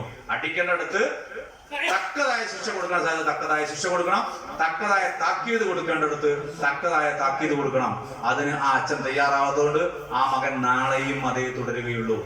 നമ്മുടെ വീട്ടില് പെൺകുട്ടികളും ആൺകുട്ടികളും ഒക്കെ ചെയ്യും, ഒരു കസേരന്റെ മുകളിൽ ഇരിക്കും, പടിയുടെ മുകളിലേക്ക് കാല് കയറ്റിയിരിക്കുന്ന സമയത്ത് മൊബൈൽ ഫോണിൽ ഇങ്ങനെ കളിച്ചുകൊണ്ടിരിക്കുകയും അല്ലെ വിളിച്ചുകൊണ്ടിരിക്കുകയും. അന്നേരം എന്താ പറയാ, പുറത്ത് ആരെങ്കിലും വരുമ്പോ ചെയ്യും, നേരെ അമ്മയെ ആരോ വന്നിട്ടാ അതാ വന്നോളി എന്ന് പറഞ്ഞ് കാല് താഴേക്ക് ഇറക്കി വെക്കൂല, ഫോൺ വിളിയിൽ ശ്രദ്ധ മാറൂല.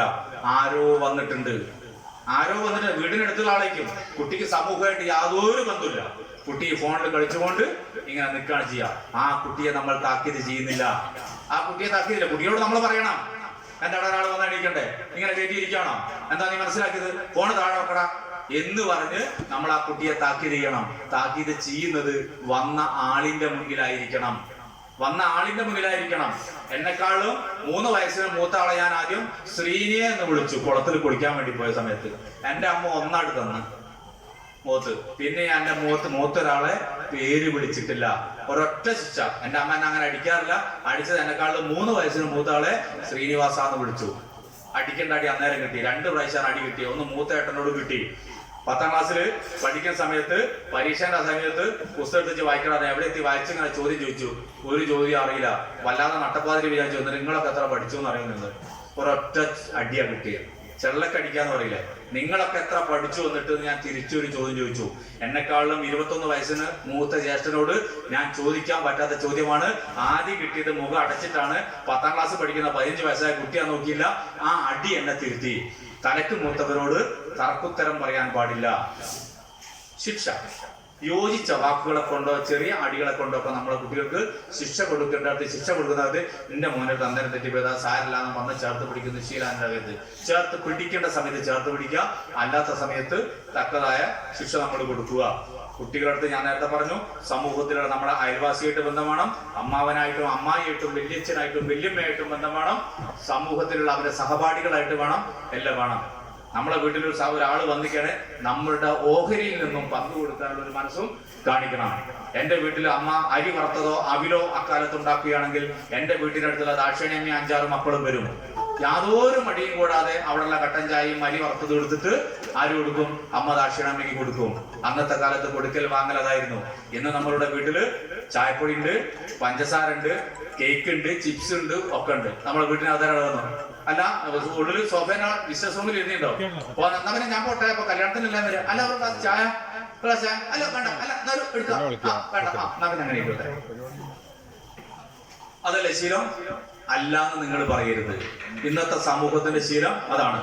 വീട്ടിലൊരാൾ വന്നാൽ ബിസിനസ് റൂമിൽ ഇരുന്ന് അതുവരെ ഇരുന്ന് അത് എല്ലാം ഉണ്ട്, ചായപ്പൊടിയും പഞ്ചാരയും പലഹാരങ്ങളും ഉണ്ടെങ്കിലും എന്തില്ല, അപ്പം ചായ വെക്കാനുള്ള സമയമുണ്ട്, ചായ വെക്കൂല.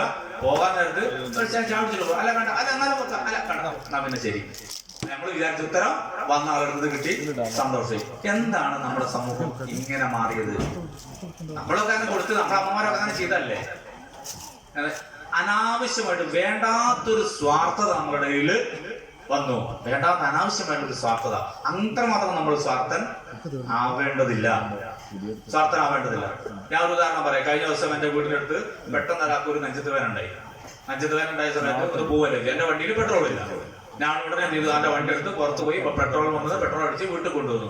വീട്ടിൽ കൊണ്ടുപോകുന്ന സമയത്ത് എന്തായി, നമ്മുടെ വീട്ടിൽ അവരെ കൂട്ടി നമ്മൾ കൊണ്ടുവന്നു. ശരിക്കും നഷ്ടമാണ്. നമുക്ക് 750 രൂപേന്റെ പെട്രോൾ അടിച്ചു, നഷ്ടമാണ്.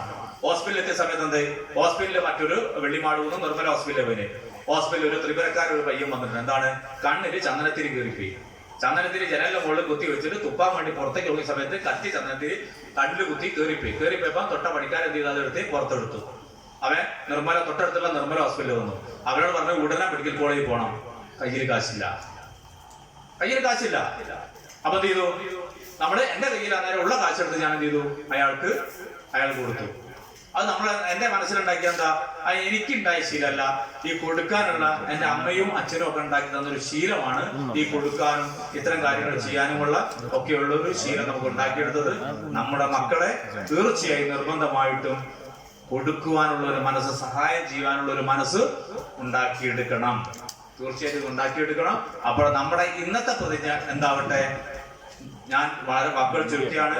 ഞാൻ ഇന്ന് ഈ സമയം മുതൽ എന്റെ ഭർത്താവിന്റെ മനസ്സിനെ ഞാൻ വായിച്ചെടുത്ത് അതുപോലെ എന്റെ മനസ്സ് മാറ്റുവാനും അയാളോടൊപ്പം ചേർന്ന് നിൽക്കുവാനും ഞാൻ തയ്യാറാണ്.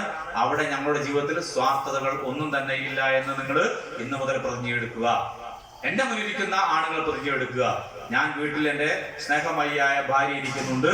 അവള് എന്റെ സാമീപ്യം ആഗ്രഹിക്കുന്നുണ്ട്. ഞാൻ അവിടെ നേരത്തെ ചെല്ലേണ്ടിയിരിക്കുന്നു എന്നുള്ളൊരു തിരിച്ചറിവ് ഉണ്ടാവുക. ഭാര്യയുടെ മനസ്സറിഞ്ഞ് പെരുമാറുക. ഞാൻ നേരത്തെ പറഞ്ഞ പോലെ സ്റ്റേഷനിൽ വന്ന് ചുമരോട് ചേർന്ന് നിന്ന് ടബിലിനെ കൊണ്ട് മുഖം പൊത്തിയിട്ട്, സർ 4 വർഷമായി സർ ഞങ്ങൾ ഒന്ന് പരസ്പരം ഒരു കട്ടിലിൽ ഒരുമിച്ച് കടന്നിട്ട് എന്ന് പറയാം. എന്നോട് എപ്പോഴും വിട്ടു നിൽക്കുന്ന സമീപനമാണ് ഉള്ളത് എന്ന് ആ സ്ത്രീ കരഞ്ഞ് പറയണമെങ്കിൽ ഭർത്താവ് പൂർണ്ണമായിട്ടും ആ ഭാര്യയെ മനസ്സുകൊണ്ട് ത്യജിച്ചതാണ്. അങ്ങനെ ഭർത്താവും ഭാര്യയും പൂർണ്ണമായി ത്യജിക്കുന്ന ഒരു കാലഘട്ടം ഇല്ലാതിരിക്കട്ടെ. പരസ്പരം ഒക്കെ ആണുങ്ങളൊക്കെ പറയും, എനിക്ക് മറ്റുള്ളവന്റെ ഭാര്യ പൊക്കി പറയുന്നതിന് എനിക്കെന്താ കുഴപ്പം, എനിക്കെന്താ ചെലവുണ്ടാവും? ചുരിദാർ വാങ്ങിക്കൊടുക്കണം, സാരി വാങ്ങിക്കൊടുക്കണം, ഒന്നും വേണ്ട. എനിക്കത് ഉഷാറായി പറയാം. എനിക്ക് പിടിക്കാൻ അറിയാം. ഒരുപക്ഷെ അവളെ ഭർത്താവ് അങ്ങനെ പറഞ്ഞോളന്നില്ല. എന്റെ ഭാര്യയ്ക്ക് സകല സാധനങ്ങളും വാങ്ങിക്കൊടുക്കുന്നത് ഞാനാണ്, ചെലവ് ഞാനാണ്. എന്റെ ഭാര്യയ്ക്ക് അപ്പുറത്തുള്ള സുരേഷോ സുനിലോ വന്നിട്ട് അവളെ മുക്കി പറയുന്നതിന് അവൾക്ക് എന്താ മെനക്കെടില്ല. ഇല്ല. അപ്പൊ നമ്മൾ എന്ത് ചെയ്യുക? എന്റെ ഭർത്താവ് എന്നെ പൊക്കുന്നില്ല, എന്റെ ഭർത്താവ് എന്നെ അംഗീകരിക്കുന്നില്ല എന്നുള്ള തോന്നലുണ്ടാവണ്ട. അംഗീകാരം എന്ന് പറയുന്നത് ശാസനയാണ്. അംഗീകാരം എന്ന് പറയുന്നത് ഇടയ്ക്കുള്ള താക്കീതാണ്. അംഗീകാരം എന്ന് പറയുന്നത് അവരിടയ്ക്ക് കാണിക്കുന്ന ഗൗരവമാണ് എന്നുള്ളത് നിങ്ങൾ തിരിച്ചറിയുക. അതുപോലെ പെണ്ണുങ്ങൾ വെറുപ്പിക്കല എന്നുള്ള രീതി പുരുഷന്മാരും മാറ്റുക. ഇപ്പൊ ആണുങ്ങൾക്ക് വേറൊരു മാറ്റം വന്നിട്ടുണ്ട്. കുറച്ച് ഭാര്യമാരെ വിളിക്കുമ്പോഴും ഞെട്ടൽ വന്നിട്ടുണ്ട്. അപ്പൊ പെട്ടെന്ന് വിളിക്കുക, ഇതിനപ്പോ വേണ്ടി വിളിക്കുക, ആ ചില എവിടെയുള്ള പെട്ടെന്ന് അവിടെ വാ എന്ന് പറഞ്ഞാൽ ആ സാറ് ഞാൻ എത്തിപ്പോയി. സിയെ വിളിക്കാണ്, ഞാൻ പെട്ടെന്ന് അവിടെ ആ സാറെ ഞാൻ അപ്പൊ എത്തിപ്പോയി എന്ന് പറയും. സംസാരത്തിന് വരും അയ്യോ പെണ്ണുങ്ങളാ എന്നൊരു രീതി. അതായത് ഇപ്പോഴത്തെ ഈ സാഹചര്യത്തിലൊരു മാറ്റം, പെണ്ണുങ്ങളെ പേടിക്കുന്ന ഒരു ആണുങ്ങളെ സമൂഹം വന്നിട്ടുണ്ട്. അത് നല്ലതിനാണ്. അതിനനുസരിച്ച് നമ്മളെ കുടുംബജീവിതത്തിലൊക്കെ നല്ലൊരു മാറ്റം ഉണ്ടായിട്ടുണ്ട്. പക്ഷെ ആ പേടിയെ സ്ത്രീകൾ വല്ലാതെ ദുരുപയോഗം ചെയ്യുന്നുണ്ട്.